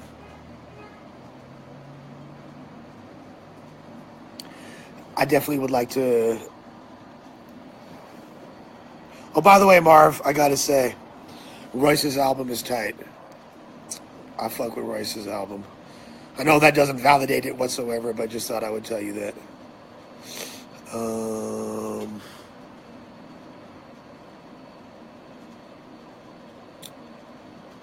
I really want to make the Source and Iron Solomon battle. Yeah, the 2-on-2 rematch would be incredible. How about this, Marv? You come with that footage, and I can get that battle set up. Just have the footage that you fucking stole from the previous battle.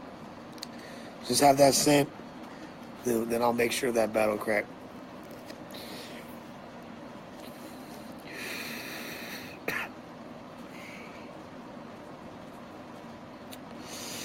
Oh, Hollow would absolutely do Mook very, very foul. He would treat. I think Hollow would treat Mook all the way wrong, and that's not up for debate. I think Calico good as fuck. I fuck with Calico, man. Tyler, who you talking about? Oh yeah, Mook's got a incredible stage presence, and he's got incredible angles, and simply put, he knows how to win battles. So yes, if you can't see why Mook's dope, you are blind, or not necessarily blind, but you're looking at battles from a strictly. Let me guess, you're looking at battles from a strictly bars perspective. Yeah, I love Cal vs. Geechee is definitely a dream match, and I hope that Smack and them do that shit. I just feel like Calico always holds his own and never really loses, and is a true warrior and pretty much embodies everything. He's one of my favorites. He like everything I like about Arse, but he's like got more bars.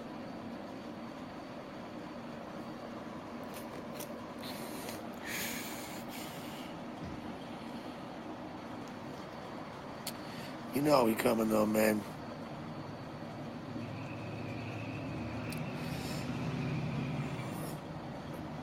I already know what the next fucking when I'm around all my Fresh Coast partners next time, they're finna be like, oh, you could have gone harder on them boys. I get it, but you know, it's not necessarily about that. I'm looking at a greater good, a greater solution. Sometimes a lot of people can't necessarily see the angles I'm looking from, but no one can ever question my integrity or my heart, period. And there's a reason why, like, yeah, like all of y'all are fucking white people in the culture, but do the black fans and the other black artists really fuck with y'all like that? They fuck with me. Heavy. Why? I wonder why. Ooh, I like Looney vs. Oxy. See, that's the kind of shit, man. You know what I mean? I'd love to see all that. I wish we could have run Jays vs. PH too. I had that shit set up a couple times. There's like, you know, the motherfuckers wanted bags and all that shit. It was hard, man. It's hard securing bags when there's not money being justified on the back end. So when I say terms like finesse billionaires, that's literally what has to be done. It's people with disposable income that don't necessarily want to return, aka angel investors. It's hard to come by. Because there's no actual profit. When I put together Excel spreadsheets, it'd be like, yeah, this is why you're gonna make your money back and profit. It's all fucking lies. It's all scams. It's all finesse. It's all games because no one's making their money back. Nobody's making any money back. Do you guys get that? Do you guys fucking get that? None of these investors are making their fucking money back. If it's a brand that wants to they need to recognize there's no money in the back end. They need to recognize battle rap for what it is on a corporate perspective, and that's a viable means of advertisement. Do you guys get that?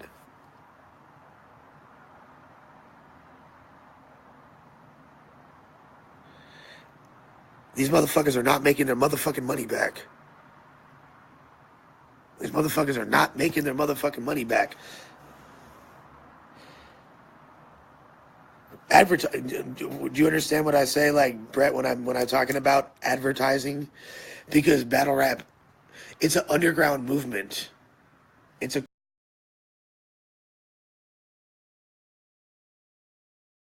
can be mass commodified.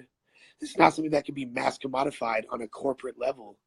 And when people try to take something like this and commodify it on a corporate level, That's when it gets fucking tricky. That's when it gets fucking confusing. That's when it gets thrown out of whack because, but then here's what fucks it up again.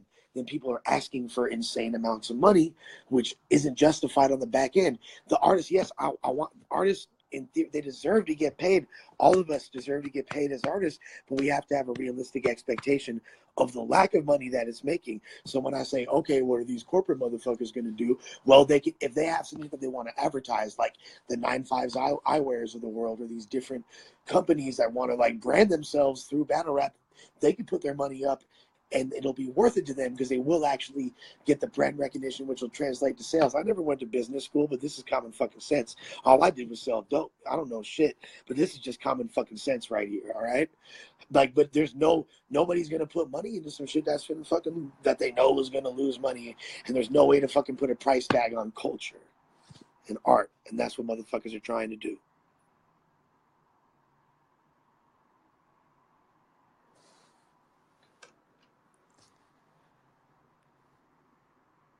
Right. But like I feel like to see, yeah, fools like Al Capone shit and shit, like, but even like if brands on a larger capacity would be down to do that and that have more disposable income or disposable revenue and like in advertising budgets, like if record labels wanted to do it or fucking, you know, different companies that want to brand themselves in that regard, or like this Body movie coming out, why didn't they give fucking 50 grand to King of the Dot to throw a crazy event, 50 grand to Smack to throw a crazy event? It'll make them look good. They'll have all the advertising they fucking need. Blah, blah, blah, blah, blah.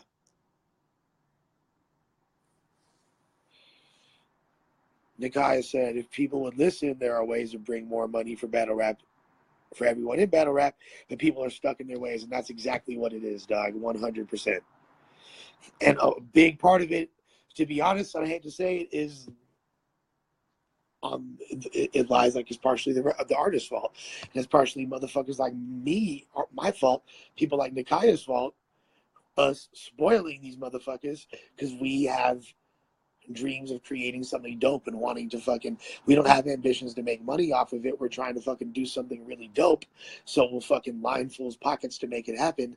And then it winds up setting the real unrealistic expectations for motherfuckers. So I'm partially to blame. We're all partially to blame for that. You know what I mean? Man, I could talk to y'all all motherfucking day. You feel me? I know there's still a group of people in here, but I feel like we got to just end it on this note. Hopefully there's some positivity gleaned from this whole experience, and it was a step in the right direction, Nakia. Nah, you ain't got no blame to hold here, man. But you know what I'm saying at the same time. It's we all got to fucking take that into perspective. It's like, it's a lose-lose. And to answer one final question on my way out, the biggest downfall of battle rap is all the shit we've been talking about all day. And with that, RIP Caddy Ron, RIP PH, he'll be the future, RIP Bender, and everybody else will be lost. You feel me? All the real soldiers of the game. Free my partner Norm, free Lil C, Fives Up, Cold Life or No Life. You already.